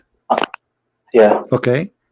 And then when we send down iron, so why didn't say that books was sent down literally? The iron is sent down literally. Obviously, he's saying that we are the one who gave you everything. We send you the iron, we send you the books, we send you even your clothes. So in order to fabricate, trying to find a miracle, they say, well, scientists discovered that the iron, etc., and then they speak about the numbers. But as we know that those numbers are made by Uthman. He is the one who numbered the Quran as it is. Actually, he is the one too who gave them those names, the iron. So if this is a proof that the one who made this is a God, that's mean Uthman is God, not Allah, because Allah, he did not give the Quran in such a number. You know what I mean? Yeah. I think. Do you understand me what I'm saying? If this is a proof that the one who made this is God, okay, the one who made this is God, but the one who made this number, or he made the Quran in such a order, is Uthman. It is not Allah. So is Uthman is the God? Secondly, the Quran is not saying any what they are saying. Oh, what the Quran is saying, Allah, he sent down everything. Allah sent down the water, Allah sent down the messengers, Allah sent down his words, Allah, he sent down even our clothes. So everything Allah, he sent down, and we receive supposedly. And is it similar about like other prophecies, like about mountains and about like what? water? Mountains that they how can I explain it? You know, mountains, they're like sitting straight. How can I tell in English? Just a moment, I will explain you correctly what I mean. In Quran, in this verse about mountains, it says 78:6. Okay. Just open it, just a second. 6th and 7th ayat. Chapter Yeah, I mean chapter 78 and ayat 6 and 7. Okay, 78. Yeah, and 6th and 7th. That they say here. I'm reading in Russian, but All right, I understand. But you see, the same chapter they are saying to you, it have a miracle, is the same chapter proven to us Islam to be false. And let us prove it. The verse before it claiming that Allah, he made the earth as a flat. Yeah, exactly. All right. In the 6th, and they then, say that. Yeah, and then it says about and the mountains as pigeons. But the mountains are not pigeons. The mountains are not, according to Islam. Allah, he placed the mountains in the top of the earth. It's not, but science says, you know, just Ibn Kasser, he was like even Ibn Kasser, when he was like translating Quran, he explaining like the mountain is sitting straight, like the same large as in the top, the same large on the down. Right. He placed it in the top. What I mean? Like, he placed it in the top of the earth. Yeah. He placed it. And why? So the earth will not move on you. Let us go to the Quran. So it says, so we place it so the earth will not move on you. But this is false, because actually mountains happen because the earth is moving, not the opposite. It's a reason. The reason for the mountain, the real reasons, is the earth is inside, is alive with the magma, with the heat, and because of that there is a pressure of the tectonic plates. So either it's going to happen from volcano or from the pressure of tectonic plates, not because the earth is flat and Allah, he placed it on the top. Chapter 21, it says, وَجَعَلْنَا, and we have set on earth mountains standing from. Do you see it? Is it same? This is chapter 21. Chapter 21, verse no, chapter 21, verse number 31. Okay, 21, 31. Just a second. Yeah. Yes. Okay. So Allah, he placed the mountains in the top of the earth. Why? وَالْجَانَّ فِي الْأَرْضِ رَوَاسِيَ. Rawasi. So he made in the top of the earth Rawasi, which is a form of mountains, so that the earth will not shake on them. Now the Muslim, they claim, well, earth is the mountain, they help to stable the earth. That's stupid to say. The earth is in continue moving. The Quran now claim that the Quran is saying that the earth is now fixed by the mountain, so it's not moving. So the earth now should not shake no more. Why? Because we have mountains on them. But the fact Japan is one of the most mountains areas in the world who suffer from earthquake. All of Japan is mountains actually. So Yeah, they have mountains, a lot of mountains, but the reason for the mountain itself because the earth is moving. It's not the opposite. So the Quran claiming that Allah He placed in the top of the on the top of the earth mountains so the earth will not shake. And this is a funny, stupid explanation. It's not scientific. And look, if we go in the Quran, different verse. You see, always when somebody speak to you about something, you have to connect all the dots together. Yeah. Chapter 7, verse number 26, and we will go back to the mountain. O children of Adam, we have sent down to you. And look at the translation. I don't know what you have in the Russian. It says a cover for your shame here. The fact it doesn't say that. It says we send down upon you clothing to cover your bad things and feather. So why the Muslims don't say our clothes is sent down by Allah? As long they agree that the word sent down, that's mean the Aaron sent down, and that's it, right? Yeah. The Quran says even we send down to you feather. And since when we wear feather? I'm not Indian. I mean, this is weird. We send with feather to cover yourself. So the Quran is claiming that even the feather of birds send down to us so we can make it as a clothes for us, which neither of the Arab use feather to cover themselves ever. Yeah. And why the Muslim don't say this is a miracle? Same time, the story about the mountains is the same. It's proving that the Quran is a false book. And look here.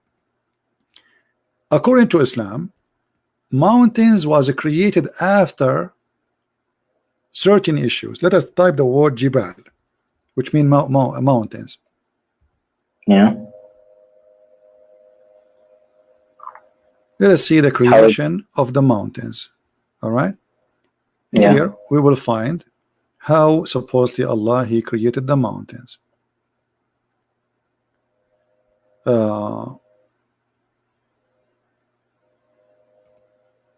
First of all, there's mountains in the sky, and those are mountains of hail. Chapter 24, verse number 43. The Muslim, they try to fabricate translation, and he say, and he sent down from the cloud that are like mountains. But do you see the word like between two brackets? There's no like there. That's a false. He sent it from the sky, not a cloud like mountain, from mountains in it, hail. So there's mountains of hail in the sky, and there's mountains in the ground. The mountain in the ground is from rocks to stabilize the earth so it's not going to move, and there's hail or mountain of hail in the sky, and that where is the hail coming from? Let us change the translation. I don't know why it's not working. The one who keep calling, don't force me to block you. I will block you. I'm talking to the gentleman. You are going crazy. The Abdul is afraid because they are afraid that you left Islam, so they are angry. Let us change the translation. I'm not sure why it's not okay now.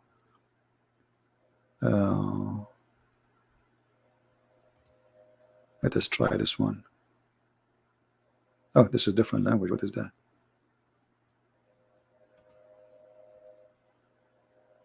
Oh, I guess it's German. Yeah. Well, here, let's see. He sent down from the heaven mountains where there is hail. Even this translation is not correct. He sent down hail from mountains in heaven.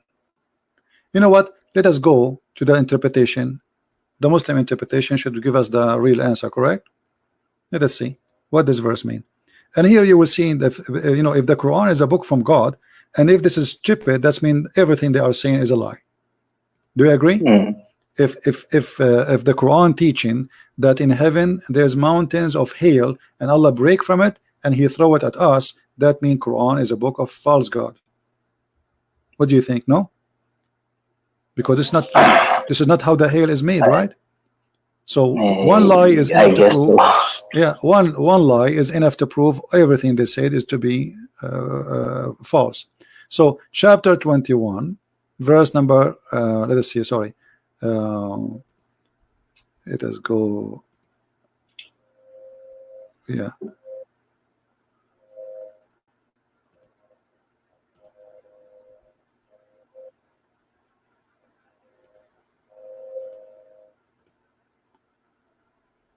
Chapter 24, verse number 43. I'm opening the interpretation.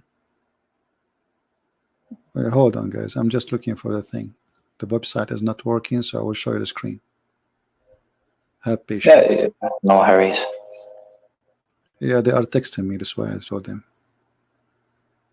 By the way, this guy who asked you about baptism, he added me too and called me and started to speak about baptism. I don't know. Well, he's trying to convince you of something. All right, look at this. This is the Muslim interpretation, not mine. Whatever they say, we will accept it. Deal? But he will be Jesus' followers. Yeah, look at this. And he sent down from the heaven out of mountains. Min jibalin. Min is extra, that they're in the heaven. Mountains. And he sent down from that mountains hail.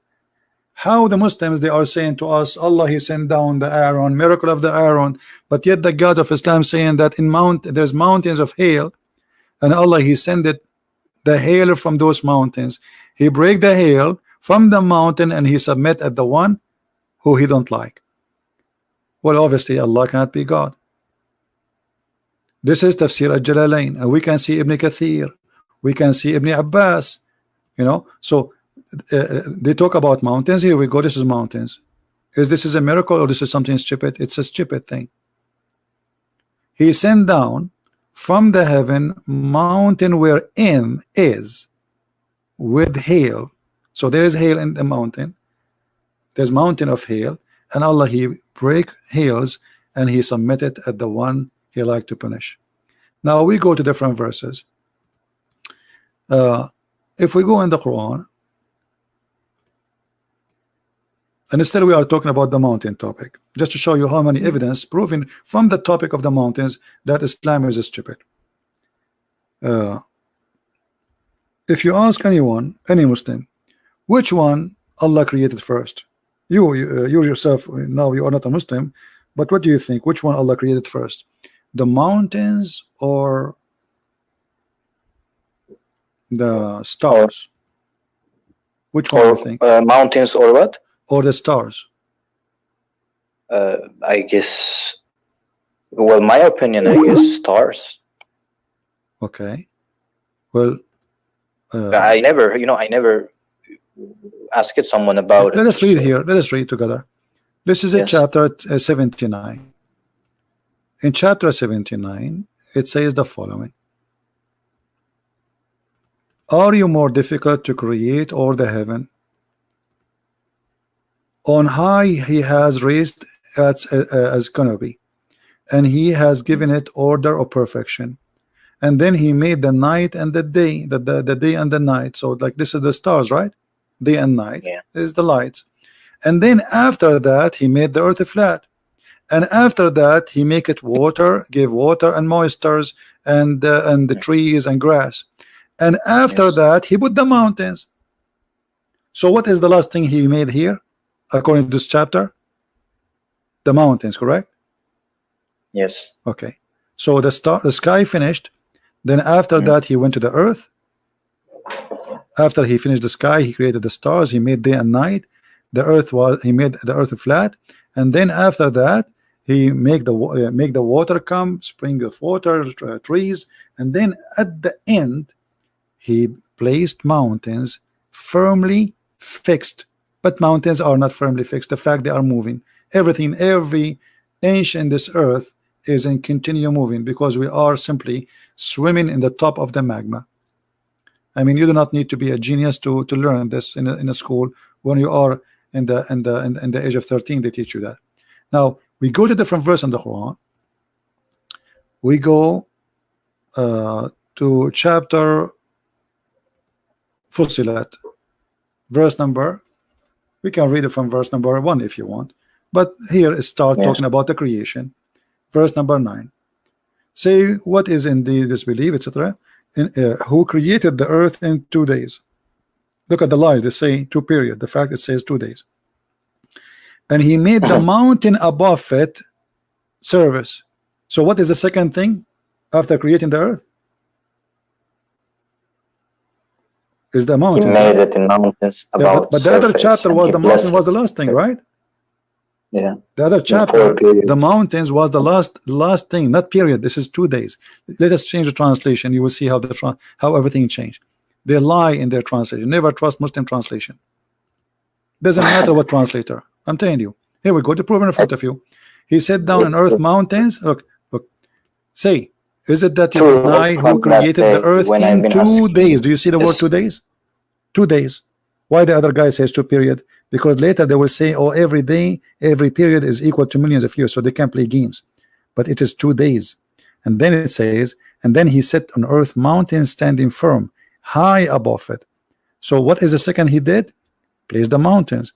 And then after that, here it says moreover. The fact, it doesn't say moreover. It says in Arabic, thumma. There's a Muslim guy who teach Arabic in his video, in his YouTube. You will see that he said, he explained clearly that the word thumma is for something happen next, but not right away, which means it took a long time, or after.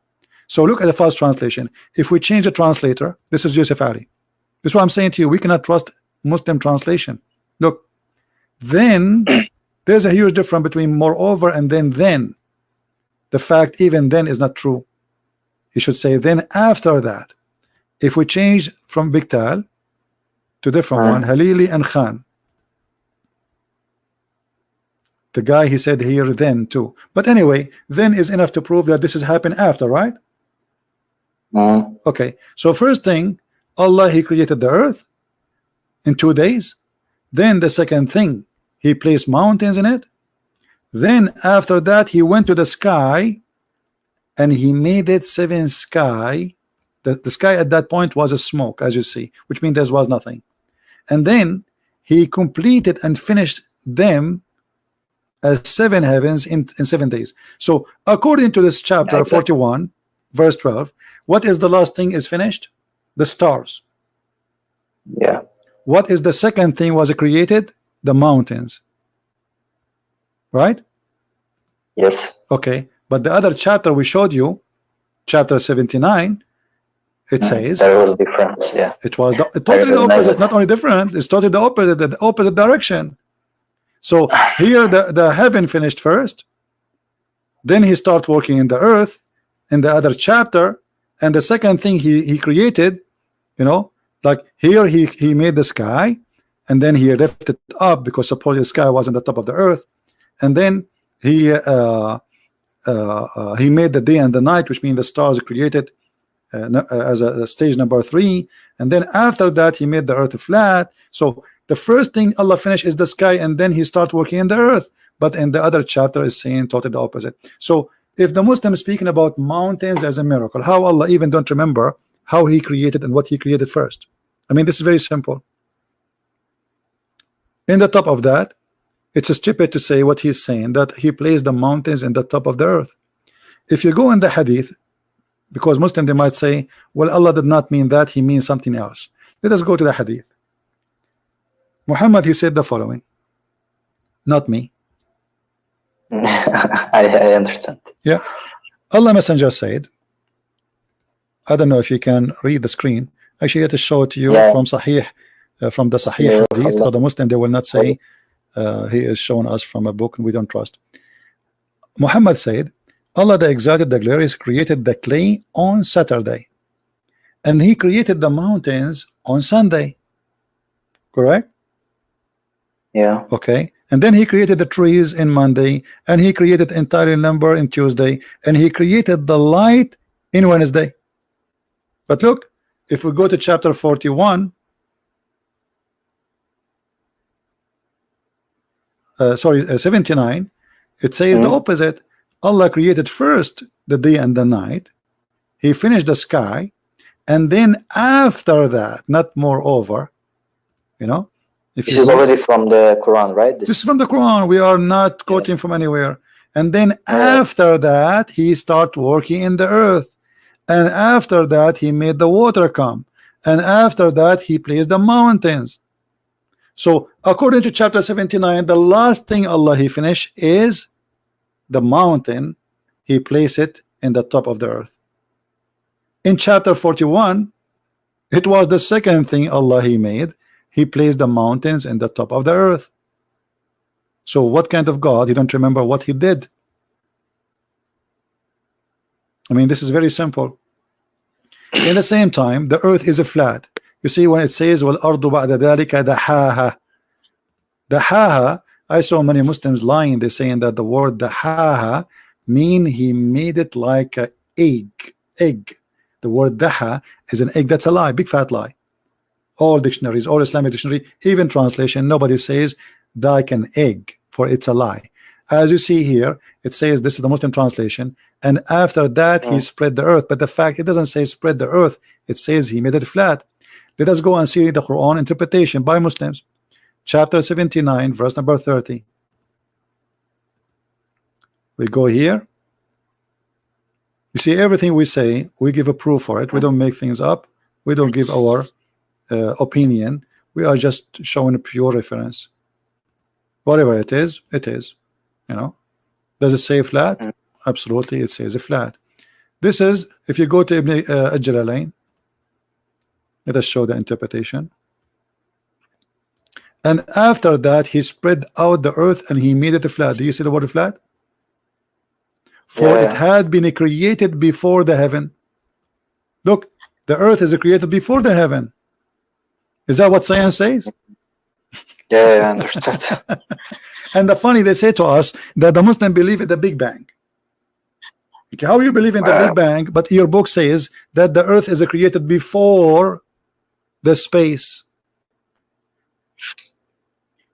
I would like to say now, I will ask the Sheikh, but I have no Sheikh. It's a little bit hard to find up the right person. I'm here to help you. Do you have any other answer, a question, my friend? Right now, I don't think so. All right, feel free to call me I got all anytime. my answers which I wanted. All right, feel free. Thank you so much. If it's okay, I can contact you some other day if I will get some more questions. Sure, you can call me anytime. All right, take care. All right, thank you so much. Take care. Now we have another Muslim trying to call us. Let us see.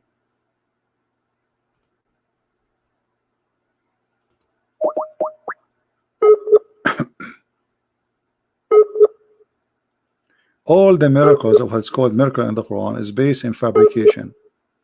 All of it. We have this guy, he keep trying to call. I think is the same guy. He's going crazy. Let us give him a chance.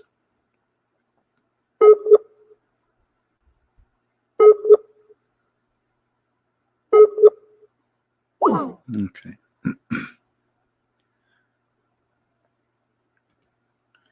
You know, if you all those miracles, they are depend in two things. You don't speak Arabic, they can lie to you about translation, and you do not have knowledge in Islam, so you have to accept whatever they say. But reality in front of us, proving that all of this is false. The Quran says it clearly, the earth is flat. Even he says bisat, wal ardu bisatan. What bisat mean? Carpet. And this is why the Muslims, they have to pray in the direction of the Kaaba. Chapter 71, verse number 19. And the Muslims, they try to cover up, they say, and he made the earth wide spread for you. It doesn't say that. It says bisat. Bisat literally mean carpet. Change the translator. You see, here the game is the game of translation in order to fool you.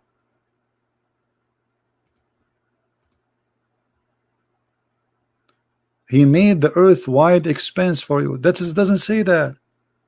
You can take the word besought into Google translation. You can copy it. This is the word. You can copy it and take it to Google. And you know what? Let us do this. I'm going to open an Islamic dictionary in front of you, just to show you the corruption of those who claim that they are trying to teach about Islam. Because if they are not corrupt, they will not lie in the translation. Why you are lying? Simply because they want to hide mistakes in the Quran. I'm going to copy paste. This is the word I copy from the Quran. I will paste it there. Hold on, not this one.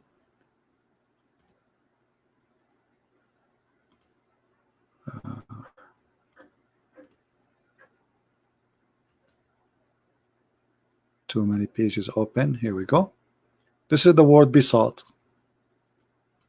All right, copy, paste in the front of your eyes. Now we go to the dictionary, and then here we are going to paste the word, and this is the word besought.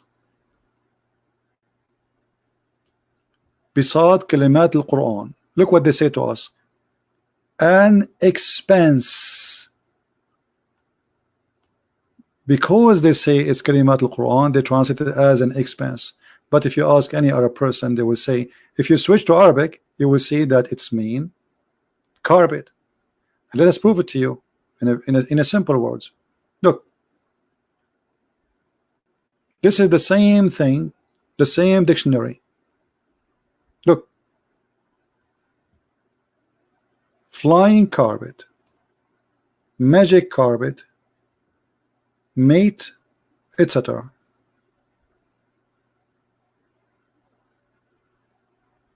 Those are the meaning. But what was the meaning really in the Quran? Does it mean expenses as they claim? Let us see. We take the same chapter, chapter 71, verse number 19.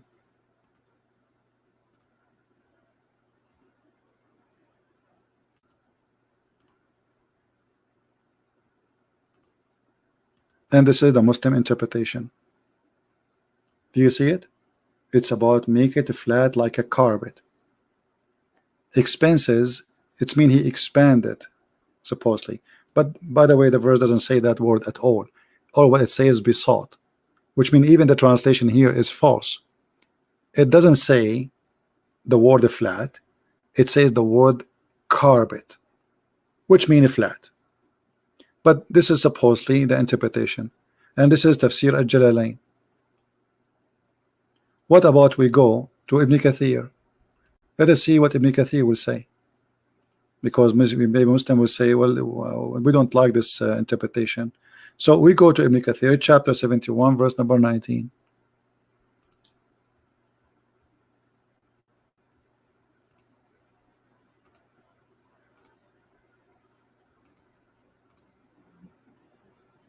We have to go down. Let's zoom in.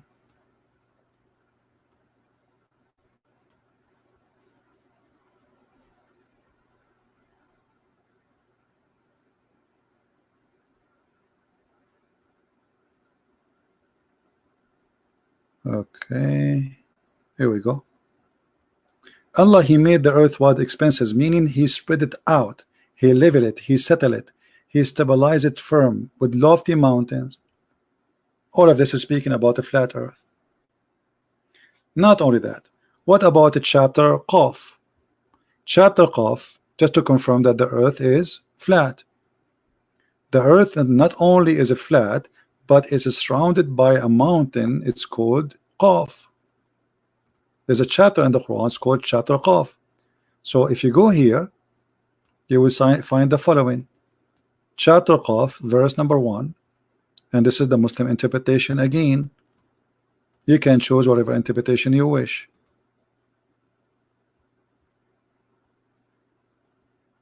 Qaf is an azure mountain surrounding the earth, overlooking the earth. Okay, how the earth can be overlooked by a mountain? Because the earth is a flat and Allah He surrounded it by a fence. It's called Qaf, which is a mountain, and the reason we cannot see it because it's an azure mountain, which means it's a blue mountain overlooking the earth. And even they say that the color of the sky is takes from it, which means the sky is blue because of this mountain. This is the science of Islam.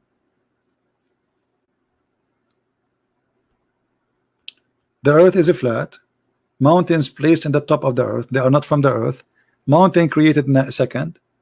Allah He placed it in the top of the earth so the earth will not move. This is not my words. Nothing of what I said is from me. As you see, all we are showing reference.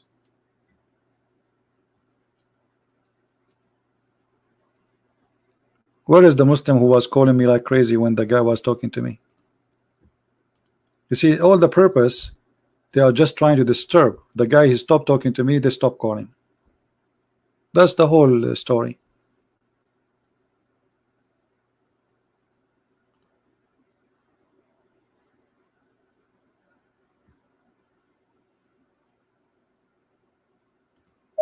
Let us try to call this guy again. Maybe now he will answer.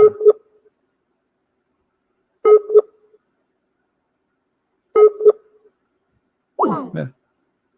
Now he don't want to answer. They do it on purpose. So where is the scientific miracle? And you know, if we find like the first mistake, the second mistake, the third mistake, I mean, which one of them we will forgive Allah with? To be God, but yet He is ignorant, claiming that the sperm coming from the backbone, or what about the sun sit in murky water? So because they are desperately trying to find what it's called science in the Quran, they fabricate and they say things which is stupid. Look at this. Allah created the animals and He described for us what kind of animals He created.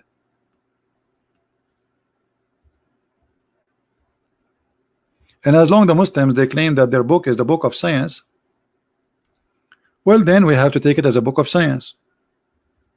It's your fault, not our fault. You are the one who's saying to us this is a book of science. So whatever Allah He says is scientifically must be true, accurate. All right. So when the Quran speak about the creation He created for us, and then He claimed this as an example.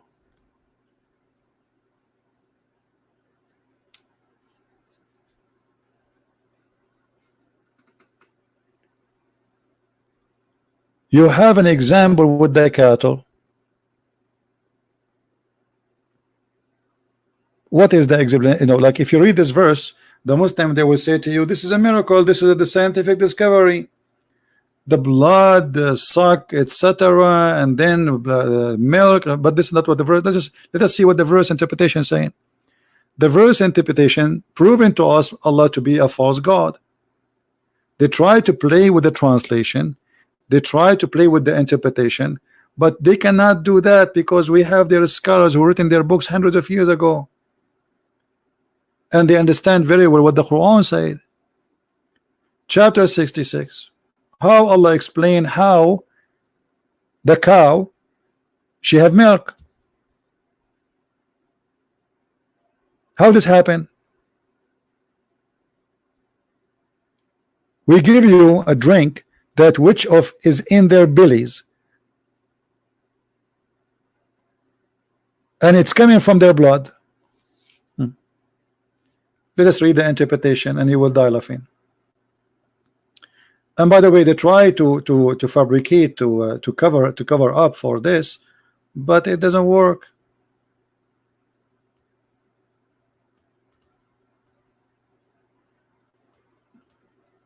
Search Google.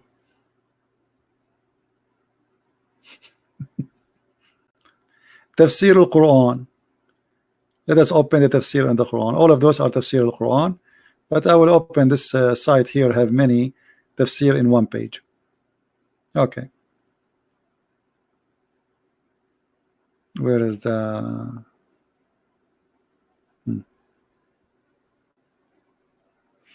You will see every Muslim is a scholar. He try his best to explain this this explanation for how the milk is made in the inside the animal.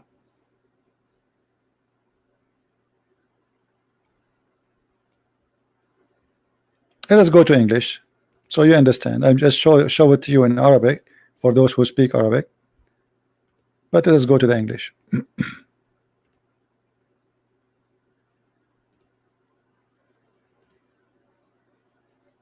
Chapter 16, verse number 66.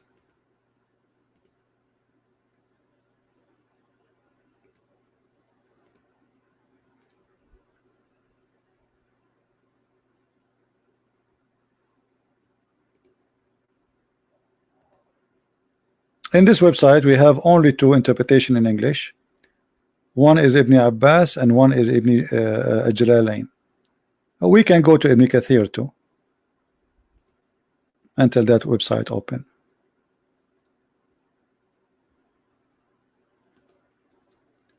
Oops. 16. This one is not open yet. You see, it's take time.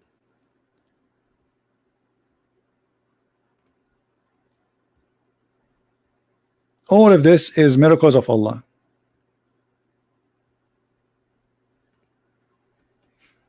And the funny about Muhammad, he cannot keep his mouth shut, and the more he talk, the more he says stupid things. We have made a drink for you out of their belly. So the blood, the milk of the animals, and all animals, they share the same thing. I mean, even a human is the same. I mean, the same mechanism. So according to the Quran, we made a drink for you out of what is in its belly, meaning singular form refer to one cattle, or could refer to the whole species. For cattle are the creatures which provide drink from what is in their belly, and in another ayah, in their bellies. Either way, etc. is possible. Okay, and then he says, from between the extortion and the blood, pure milk, meaning it is free of blood and pure in whiteness, taste and sweetness. It's between excrement and the blood in the belly of the animal, but each of them go in its own way after the food has been fully digested in the stomach. So look at this. This is science. Then blood goes in the vein and the milk goes in the other. So what the Quran saying that Allah, when the animal he eat, he made the food two things. One become a blood and one become milk. This is what the Quran is saying and not me. Do you see it, Muslims?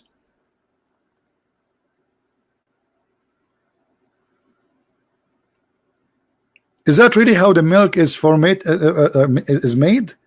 The milk is coming from from your stomach, and the animal, the cow, she eat the grass, and then the grass become milk and blood, and then the blood go in the vein and the milk go in the breast. Is that really science?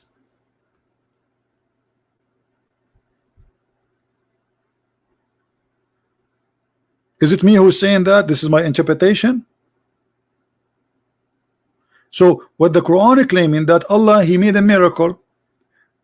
The cow, the goat, she eat the grass. The grass became a blood and milk, and then Allah separate the blood from the milk in her stomach, in her belly. But this is stupid. This is not no such a thing. Who is a Muslim agree with this?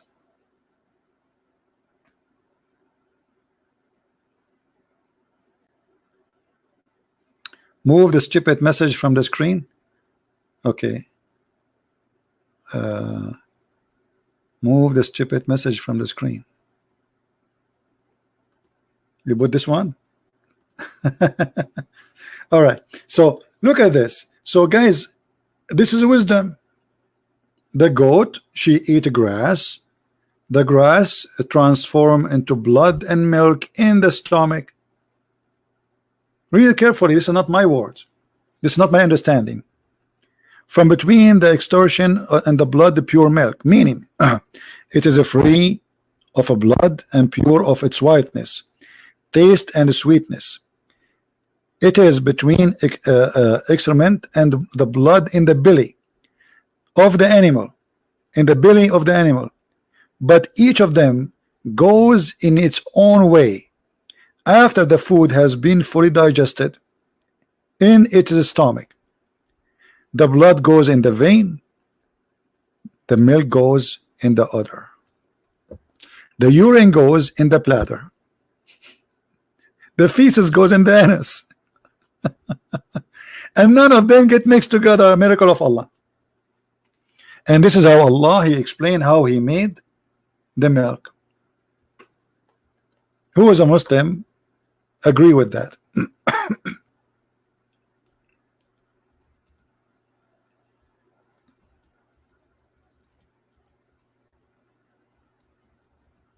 Who is a Muslim agree with that?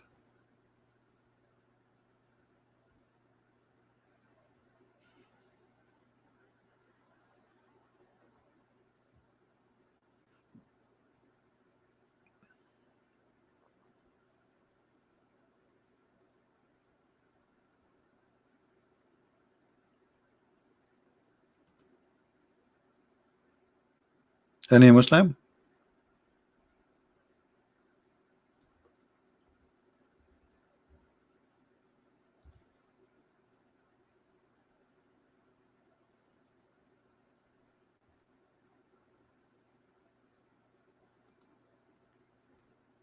Who is a Muslim agree with the Quran?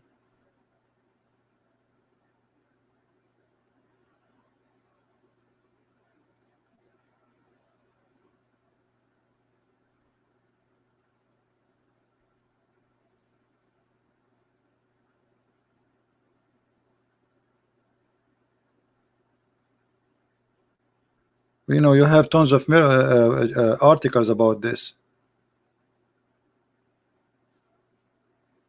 Anyone?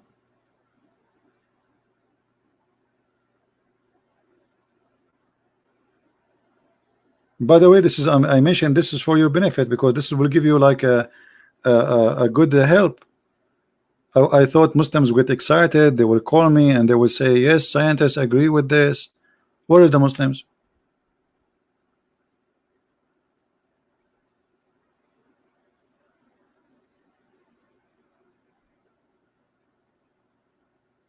Allah separated between the blood and the milk, and the blood is in the stomach.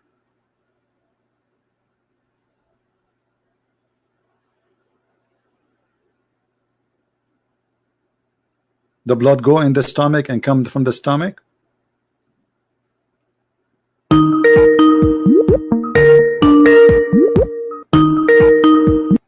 Only Muslim, please. Call you only if you are a Muslim.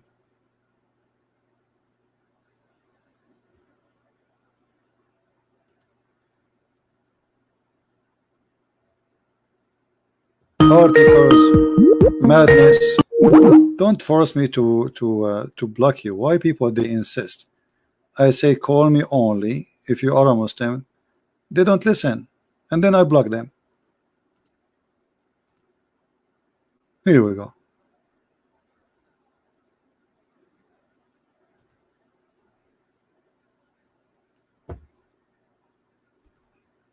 What kind of animals Allah He created? What hold on, the same chapter. Look at this. What the bees eat? According to the Quran, bees they eat fruits and they poop honey.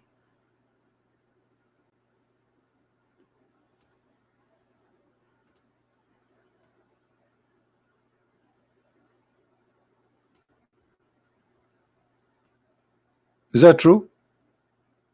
See, this is the wisdom, this is science. Bees they eat fruits, they poop honey, and comes from their belly drink. So the bees, what the bees eat? Fruit. What they do? Poop? Honey. Who is a Muslim agree with that? As I know that the honey is the food of the bees, not the fruits.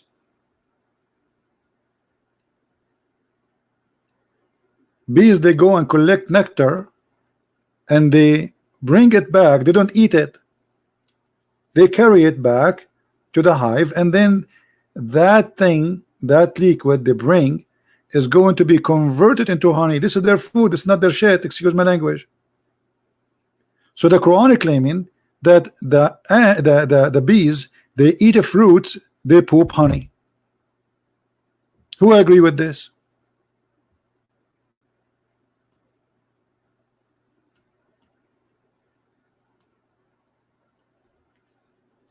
This is the same chapter, chapter 16, verse number 69. So the Quran claim that from the stomach everything come. There's a blood there, and Allah separate between the blood and the milk. The milk, there's a process for the milk. There's nothing is called milk. There's a process to make milk.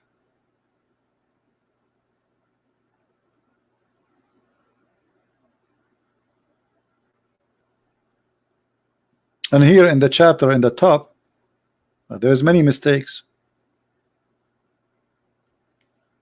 The milk is coming from the blood.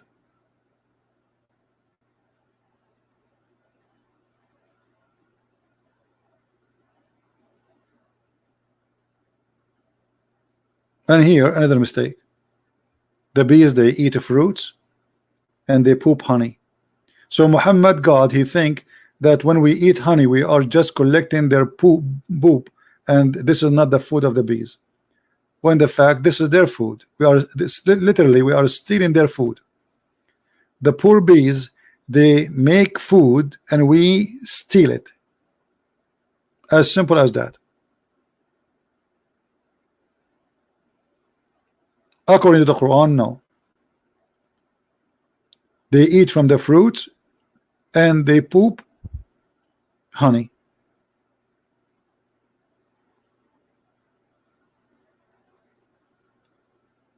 Who is a Muslim agree with that? So you see, I mean, let us say in the Quran there is one thing come to be accurate. Let us say, for the sake of argument, I don't believe any Quran, anything is accurate, but let us say one thing come to be accurate. So as long the Quran is the word of God, and then we find he said 100 things, one of them come to be true and 99.9 is a lie, are you still going to believe is God? In the case of the God of Islam, I found that all the 100% of his talk is a lie. And as you see, he cannot even remember which one he created first. And he think that women have a sperm. I mean, what kind of God he think women have a sperm? Since when women have a sperm? What made Muhammad think that women have a sperm? Muhammad will explain to you. Look at this.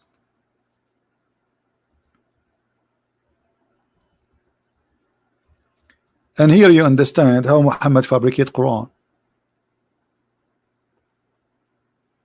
Muhammad, he think that when women she have a sexual intercourse with a man, she have a liquid in her private part. He thought that this is a sperm. Read carefully. This is not me saying that. The Messenger of Allah said, the man water is thick and white. And here when he said the water, he means sperm. Because the Quran says, we created it from water. What is the water? The sperm, nutfa. And the man water is thin and yellow. Okay, wonderful. So now we have water coming from the man is thick and white. What is that? Sperm, obviously. Or let us say sexual fluid, which contain the sperms, semen.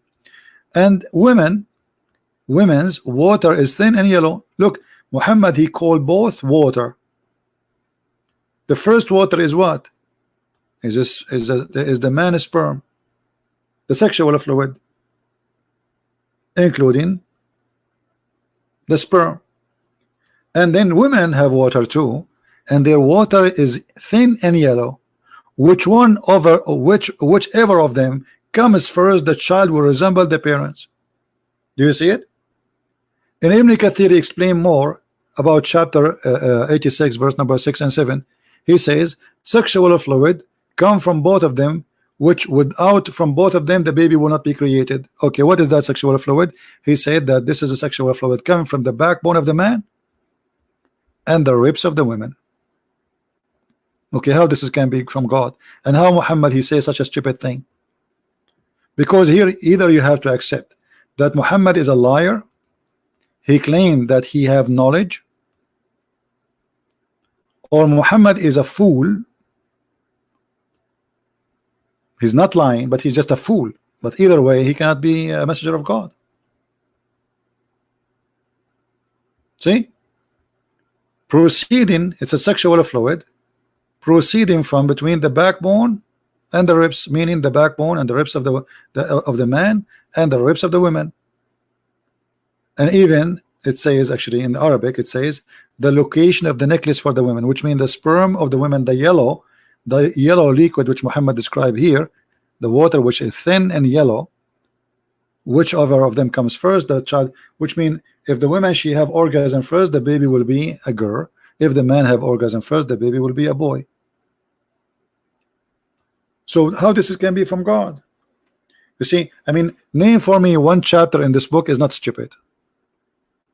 Just one statement.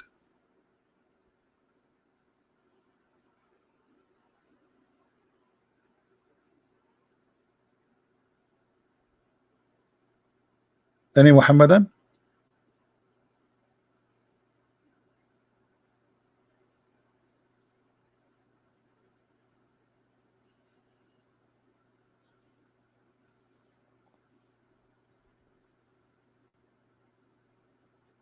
Who is a Muslim would like to call us? Who is a Muslim agree with his prophet about what he said, that women they have a sperm which is thin and yellow, and men they have a sperm which white and thick, and whoever comes first, the baby will resemble the parents? Is that what science says?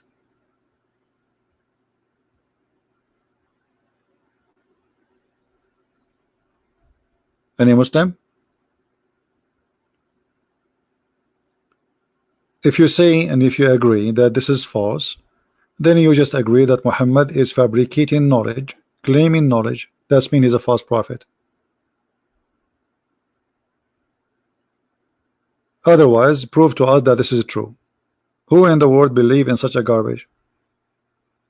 Women have orgasm or not, that will not have any impact or any change in the baby birth. That's not true. If the woman she have egg, the sperm will fertilize the egg, and that's it. It's not about who have orgasm first. And secondly, orgasm of women will make no different. And Muhammad he described the water in the private part of the women as the sexual fluid will cause the baby to be exist. Is that true? Is that what the baby is made from? That's stupid. He think it's a sexual fluid will make the baby.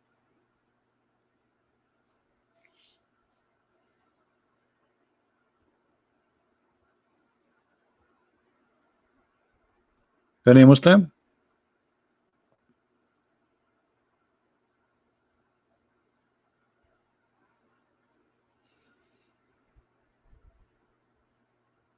So all those miracles we find day and night Muslims speak about, we find that they are in trouble just to talk about them in our presence.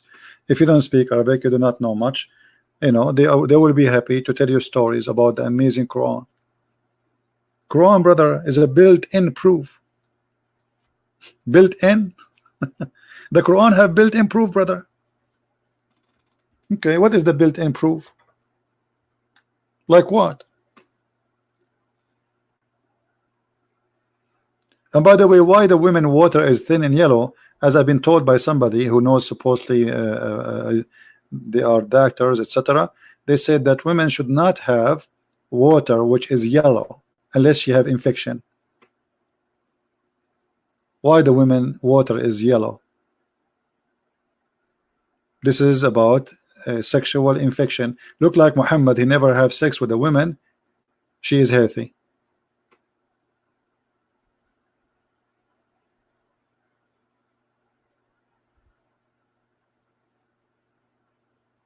And look, in different place, not only in this place, Muhammad, he explained what is that liquid. It's something she see. It's not something like inside the body. It is something she can wash too. Salim, and look what kind of a prophet this prophet is. Imagine you are a prophet. A woman, she come and she knock at your door, and she said to you, hello Prophet Muhammad. You say hello. Assalamu alaikum Prophet. Alaikum assalam. Prophet, yesterday I want to ask you a question about a woman who sees in her dream something like that which men sees. What? What is that? What is that? I mean, what kind of a decent woman? She come to a man who is a stranger, and she said to him that yesterday she was having self boom boom.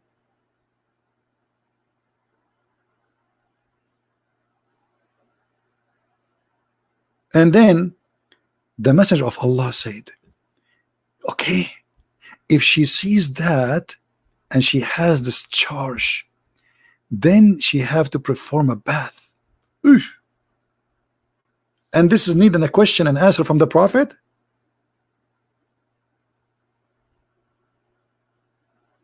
The Prophet is going to tell you what you do after having sexual play by yourself. Salama, the wife of the Prophet, said, oh Messenger of Allah, does that really happen? Which means women, she have such a thing? He said, yes, yes. The water of the man is thick and white, and the water of the women is thin and yellow, and whichever of them comes first, the child will resemble the parents. And look here, you notice the wife of Muhammad, she never experienced orgasm. And that is telling us how powerful the Prophet was in bed, as the Muslims claim that he have the power of 40 men. Otherwise, why his wife, she's saying this is really happen? That women, she have orgasm? Did you know this? The wife of Muhammad, she is saying, really? Really? Like, she's his wife. The wife of Muhammad, she never had orgasm, not even a single once, and she was wondering if this is true.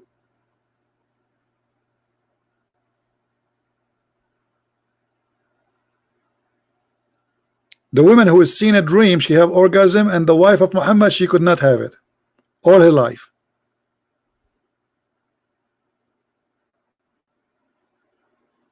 And here you notice that Muhammad was a doctor. Muhammad, he is the expert.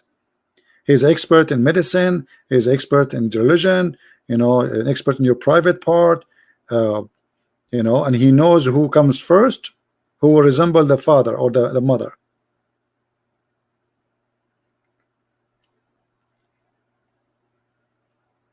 Any Muslim?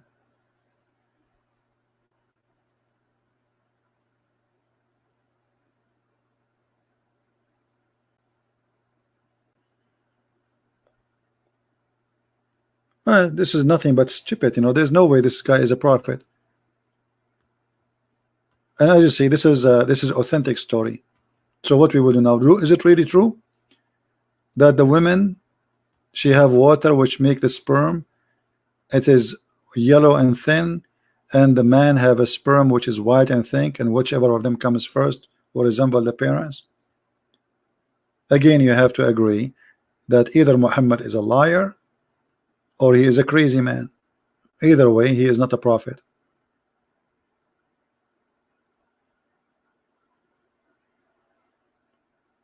You see, because Muhammad, when he speak here, he speak that Allah he taught him, like the same as the guy when he asked him, do you know where the sun set? The guy, he said, well, Allah and his messengers know best. You see, Muhammad, the Muslims, they are mushrikeen. They associate the knowledge of God with the knowledge of Muhammad. Muhammad and Allah, they knew, not only Allah, no, Muhammad and Allah.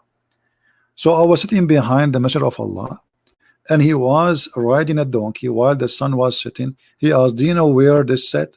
I replied, Allah and his apostle knows best. He said, it's set in a spring of boiling, muddy, dark water. So here either you have to say Muhammad is a liar or is he crazy. Choose one. They give you a headache about science and the Quran. Oh, no, this is the Quran. The Quran confirmed that in chapter 18, that the sun set in murky water. The Muslim, they try to fabricate answers saying, oh, because now this is exposed. This is exposed actually a long time ago, centuries and centuries ago. So they say, oh, no, no, no, the sun does not sink in murky water. The Quran doesn't say that. The Quran saying it appear as it is sitting in murky. It doesn't. No, my friend, don't lie.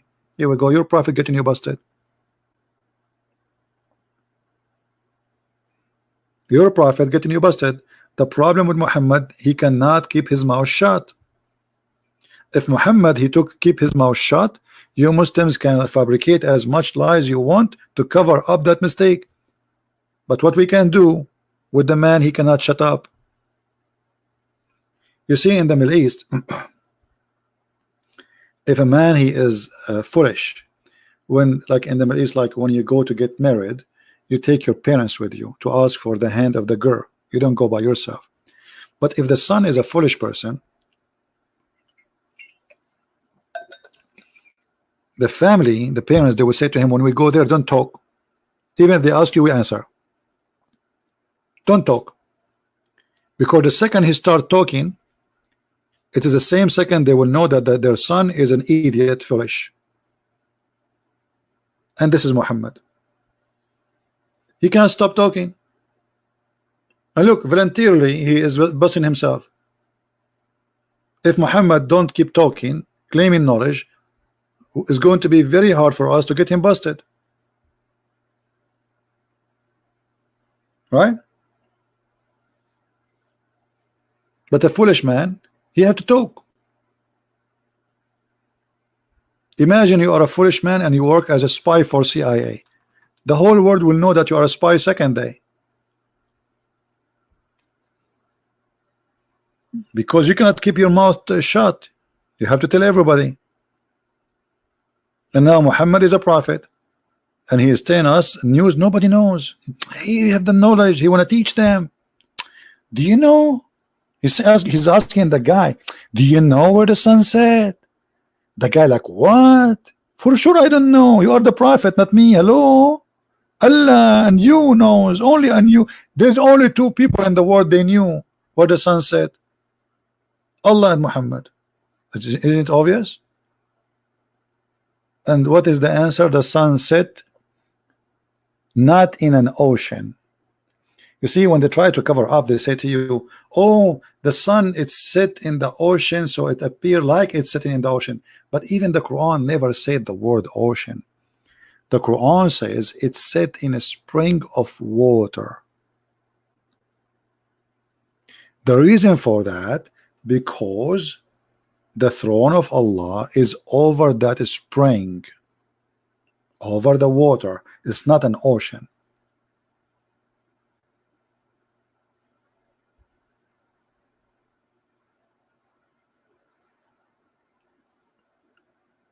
Any Muhammadan?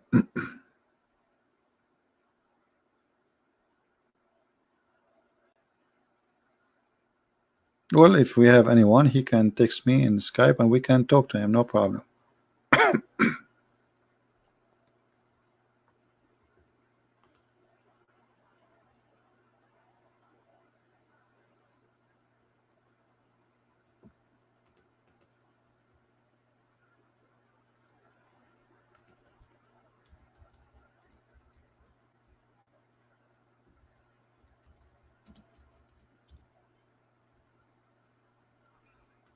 Anyone?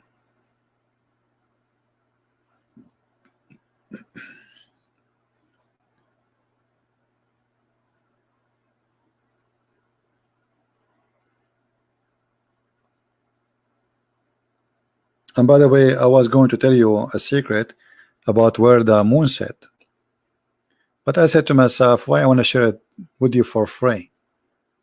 I think you guys, you have to pay for that. I was really thinking to tell you to share this information, which nobody knows, where the moon set. But you know what? We are friends. I will share with you. Okay? The moon set every day. I don't know if really I should say that. I'm afraid that the CIA will kidnap me before I share the information. It can change the whole balance between powers in the earth. The Russian, they will use it against the American maybe. And Mr. Kim Jong-jin from Korea, he might use my knowledge now. I think I'm not going to share that with you. Sorry. I have to hide it. I was going to tell you where the moon set, but I'm not going to do that for security reason, for the safety of this earth. In another way, I just saved your life, all of you. I don't think it's right to say to you that the moon set in my microwave, because that will involve micro and waves, and that can cause use for weapon and mass destruction. Did I say the word is the moon set?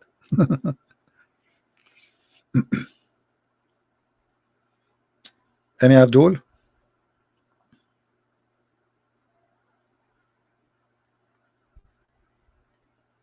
Where is the knowledge? Where is the miracles?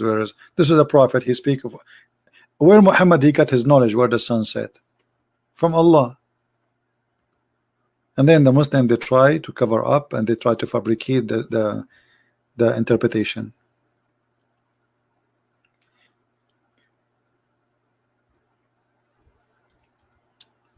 And the story in the Quran says clearly that the one who found how the sun set is Alexander the Great, but the one who reported the story is Allah, and he say he found it setting. And not only that, he reached the setting place of the sun. Where is that? Zulqarnain, his life journey was for many years. So now we are reporting a special incident. So are you saying to me that Zulqarnain he saw only once in his life the sea, and finally he found the sun setting in the sea? Or this is literally about finding a place where the sun set? As you see, it says, until he reached the setting place of the sun.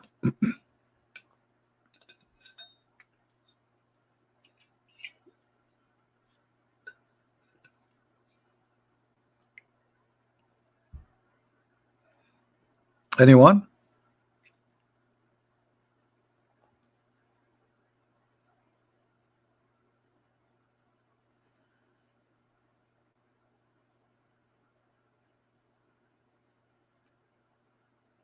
Nobody? As you see, this is really stupid. I mean, and he found next to it people. And then when the Muslim they try to defend, they say, oh, it appeared like because he went there and the sun set in the ocean. But the fact, it doesn't even say the word ocean, it says a spring of water. Spring. Since when the ocean looked like a spring of water?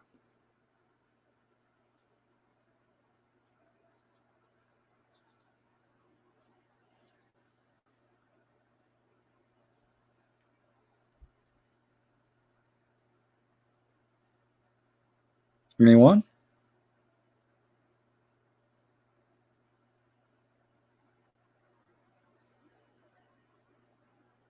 Yeah, since the prophet he said so, that's it. As long as the prophet he said, and not only that, Muhammad he found where the sun rise too. You see, there's a rising place for the sun. To make the story more stupid, not only he found where the sun set, he found the rising place of the sun. You see it? So now he changed his course, he changed his road, and then he reached a place where the sun's rise place. He keep walking, and then he found where the sun rise, the place where it rise. How you can cover this one too? Do I need to go anywhere? He found it rising on people. Like, what the heck? The sun rise everywhere, my friend. The sun set everywhere, because simply there's no sitting, there's no rising. It's the earth going around itself. I can stay here in my chair until tomorrow, and the sun will rise without me going anywhere, and I will see it from my window. What do you mean he go all the way until he found the sun rising place? Where is the sun rising place? Any Muslim can help us? This is a pure science. Where we can find the sun rising place, where people next to it live. Not only he found, look, he found next to it people live there. I mean, the stupid lie is confirmed now, brother. Not only I found the sun, brother, I found next to it where people live. And by the way, one of them, his name is Johnny English. Even Johnny English did not come with this. If we ask Mr. Bean to make Quran, he will come with better stories.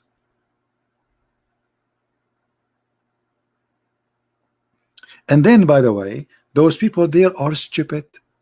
They understand nothing. Look, they understand nothing. Look. Till when we came between two mountains, he found upon there either a side of folk who they understand nothing. They don't understand the saying. They are stupid. And then suddenly those who understand nothing, they say to him, "O Zulqarnain, build for us a dam between us and Gog and Magog." Like, what the heck? A second ago they were stupid, they don't understand nothing. A second after they are teaching the Prophet of Allah what to do. How they understand nothing? If you say understand nothing, mean he don't speak the same language, or you say they are stupid. Either way, how they told him to build a dam? They don't speak the language. Either they don't speak the language or they are stupid. Which one? And then the brother, he built for them a dam between creatures. They are called people of Gog and Magog. People of Gog and Magog, they are not like us. Each one of them, he is so good in sex to the point before he die, he will make 1,000 baby. Yes, brother. And they have a huge ear. They sleep inside it like a tent. They are not a human like us, brother. Gog and Magog. And if every one of them make 1,000 before he die, which means when a man he make, let us say a man he die with 40 children, 50 children, every one of Gog and Magog will make 1,000 man from their kind before he die. And look here, Muhammad is making a prophecy that when people in Gog and Magog they attack the Muslims, this is in the end of the time, the Muslim will use the bows and arrows and shield of Gog and Magog as firewood for 7 years. My friend, we are in the time of missiles, we are in the time of nukes, and you are telling me at the end of the time Gog and Magog they will use arrow made from wood, and Muslims they will use it for barbecue?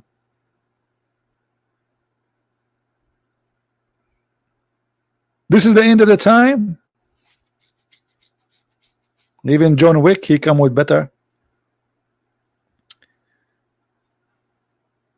And supposedly Gog and Magog every day they try to dig in the dam which is built by Zulqarnain, the man with the two horns. Do you remember why Zulqarnain is called Zulqarnain? What Zulqarnain mean? Who remember? Who remember what Zulqarnain mean?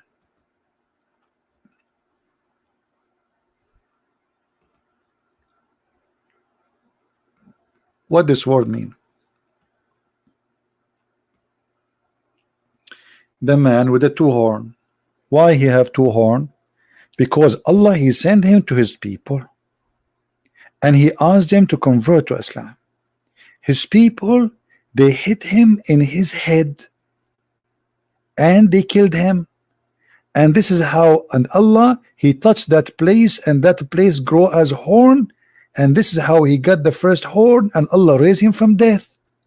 And then Allah sent him back again to his people, and again they hit him in the other side of his head and he got the second horn, and Allah call him Zulqarnain, the man with the two horns.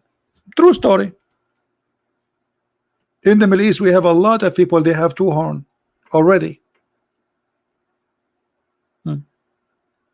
If you ask the Muslims, what is the name of this guy, they don't know. I mean, have you ever heard of a God calling somebody the one with the two horns? What is that? Is that a cow? Who is he? Who is this guy? Simply, this is a story written by a Syrian, not Assyrian, Syrian fiction story, Aramaic story, written about Alexander the Great. So the person is real. Alexander the Great is a real person. The story is fiction about him going finding where the sun set. He found next to it people. This is exactly what is written in that story. Muhammad, he took the story, he put it in the Quran.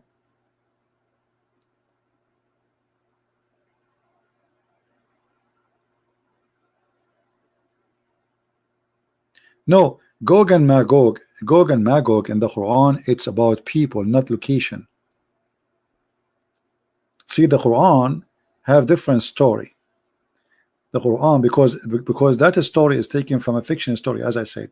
So the Quran is speaking about Gog and Magog, not about location. It is two nations, and they are not a human like us.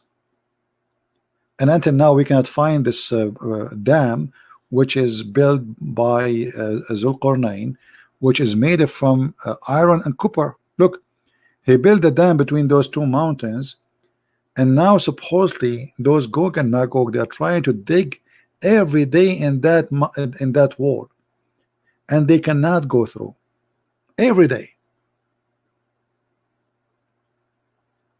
And why they cannot go through? Anyone remember?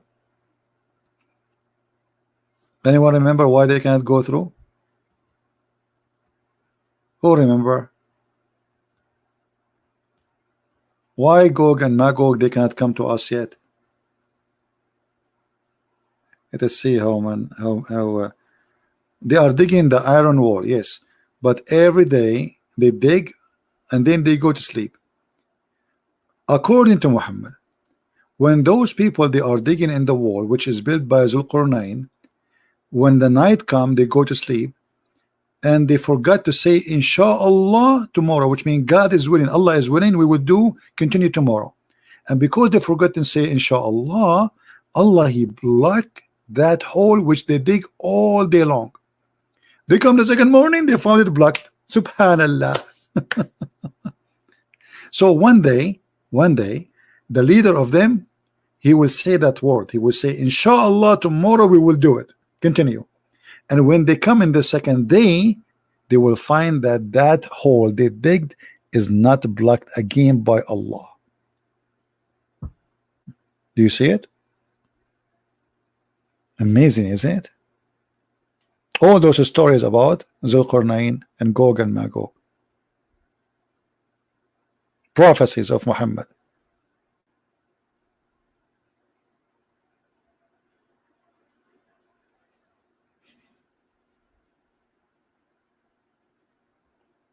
You have to admit that you have to have really crazy to believe in all this garbage. All of this prophecy, Muhammad prophesying. Look at the percentage of Gog and Magog and the percentage of Muslims. Read carefully.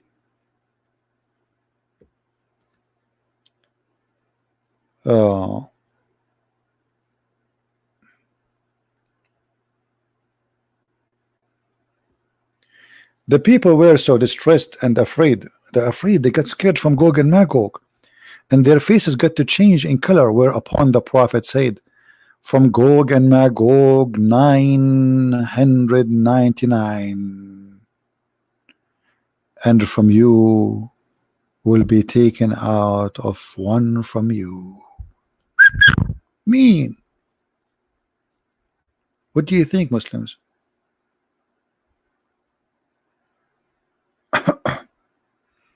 In the day of judgment, brother,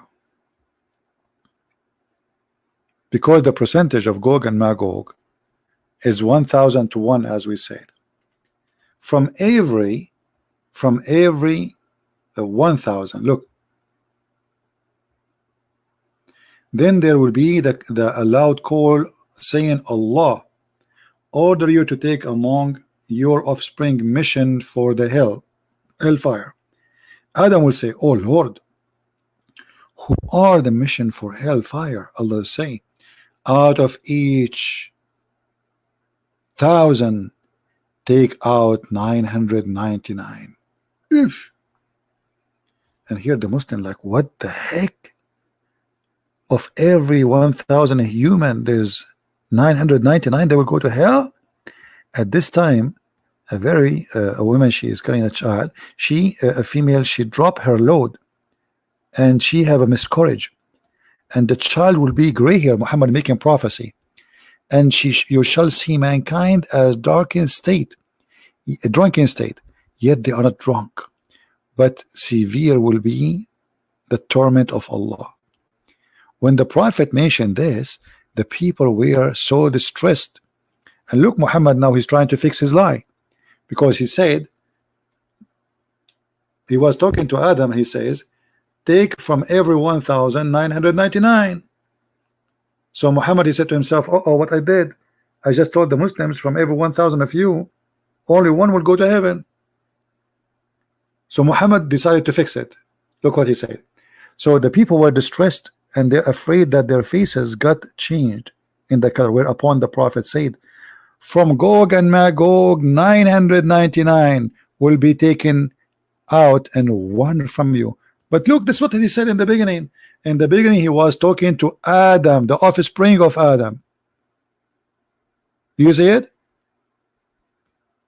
He made it clear that from the offspring of Adam 999 they will go to hell.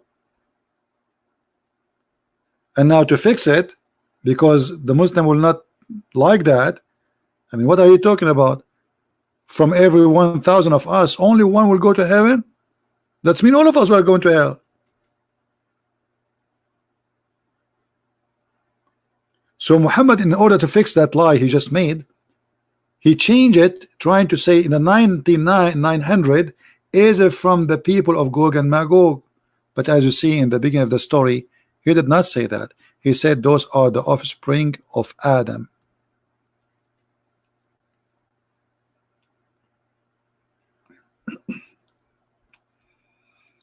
Any Abdul?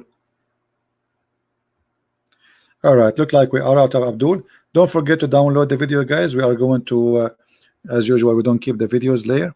Download them, cut them pieces, do whatever you want with them, and let everybody laugh at this crazy, stupid lies they say to us, that Quran proven, Quran have a lot of proofs, Quran is preserved, Quran is scientific, all the madness we hear, which is absolutely false.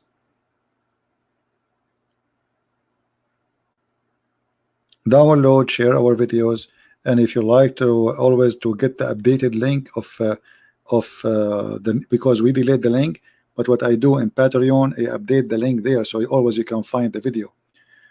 So always visit Patreon, and the link is down in the info, so you can get the updated link for the new person who is loading the video. This is what I do every time before I delete. I take one of you, I choose one of you, and I try always to, you know, to choose randomly.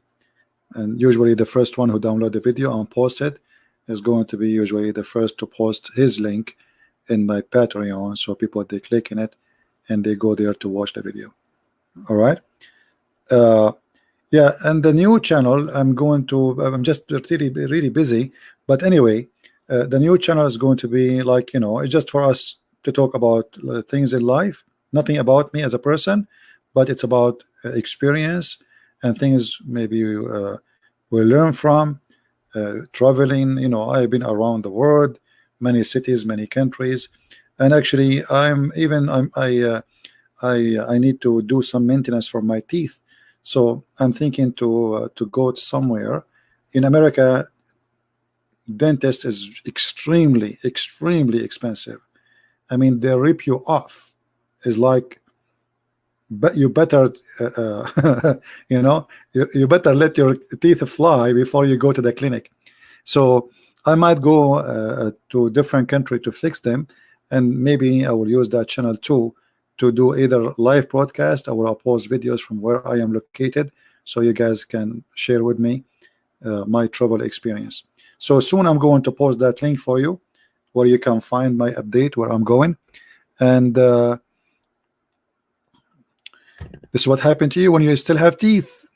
Man, they hurt. See what happened? And in USA they really hurt a lot. They really hurt a lot. I mean, they hurt you a lot more than normal teeth, because the dentist here, he rip you really off. It's not only enough the pain of your teeth, here you will have the pain of the bills, which usually you cannot really afford. You can search right now in 2 seconds how much it costs to fix your teeth in USA. You will be astonished. All right.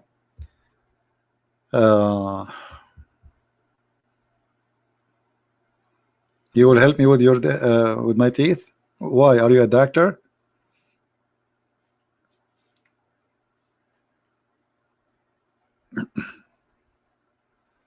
They are not bad in prices. Where, Lisa?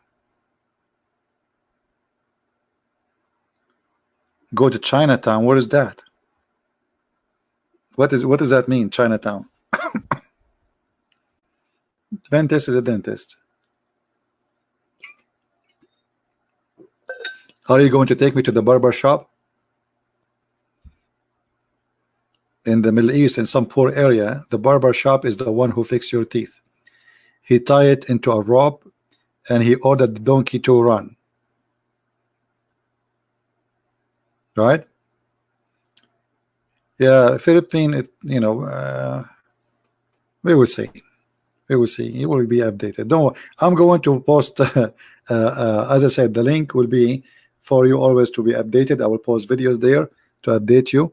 And it's going to be fun actually to have a channel which is not about the religion. It's just, for the friends. I have many friends here, many people who I love and they love me, and I know for sure of that. So those who care, they will be always watching that channel, and we can share together. Who is here from the Philippines? How many of you from the Philippines? And the Philippines now is getting more expensive. It's not like before. Rent is expensive. It's not really. Thank you, Carolina.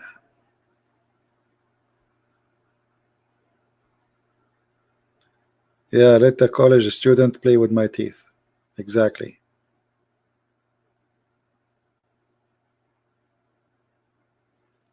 Davao. I've been in Davao. Indonesia, what's up? What I would do is up.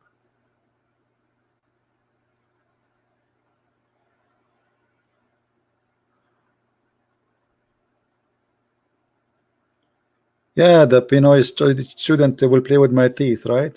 That's what you want from me, guys? Really? You want the student to play with me? Try. They put the glue and the glue never come up. Unbelievable. You guys, you hate me too very much, don't you? Let the student play with your teeth. They learn by you. You are going to be the rat for the student. So a dummy student, he'd open my teeth and he put the machine inside my mouth, and God knows what he would do. Right? Okay, Black Angel, no problem. Actually, I'm invited to go to the Philippines, but I'm not sure when I can go. Usually, I like to go to the Philippines when it is cold time, so we can escape. No, I don't have insurance. And even if you have insurance in USA, they don't cover you. You can ask anyone. Insurance companies are the biggest scam in USA. When you get sick or something happened to you, they say, oh, this is not covered, oh, this is not included, or this is, so you find yourself, you were paying them a lot of money for nothing. They are a scam. Officially legal scam. You know?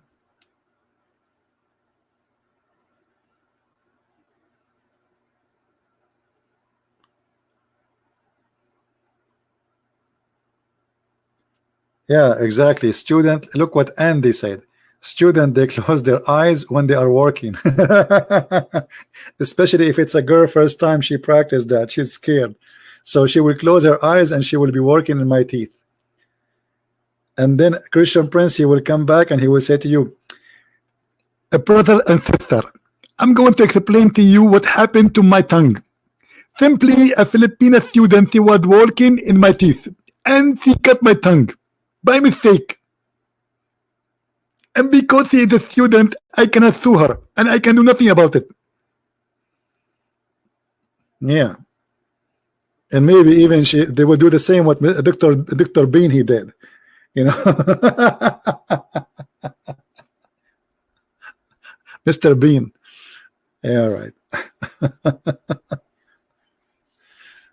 Yeah, they would do that too, right?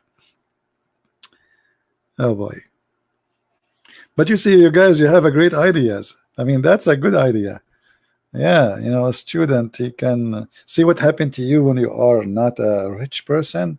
And life is different. Today I was working before I opened my the broadcast. I was fixing the plumbing in my kitchen, and man, it's fun. It's really fun. But this is what I do every day, working in plumbing. Islam need a plumber, and this is what we do.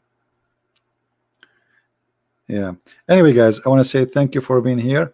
And again, soon I'm going to tell you which channel you can find the news about me. So if I go abroad to different country, I might stay for not for long. It's just enough time to, you know, do my teeth. So and do some maintenance. See what happened to you when you get old? Maintenance. They put a glue there, cement there, you know, some metal here. Maintenance. You are breaking apart. All right. Okay, guys. Thank you very much for being here. May the Lord bless you all. And until we see you soon again, Christ is Lord, Islam is false. And thank you for being with us. Take care.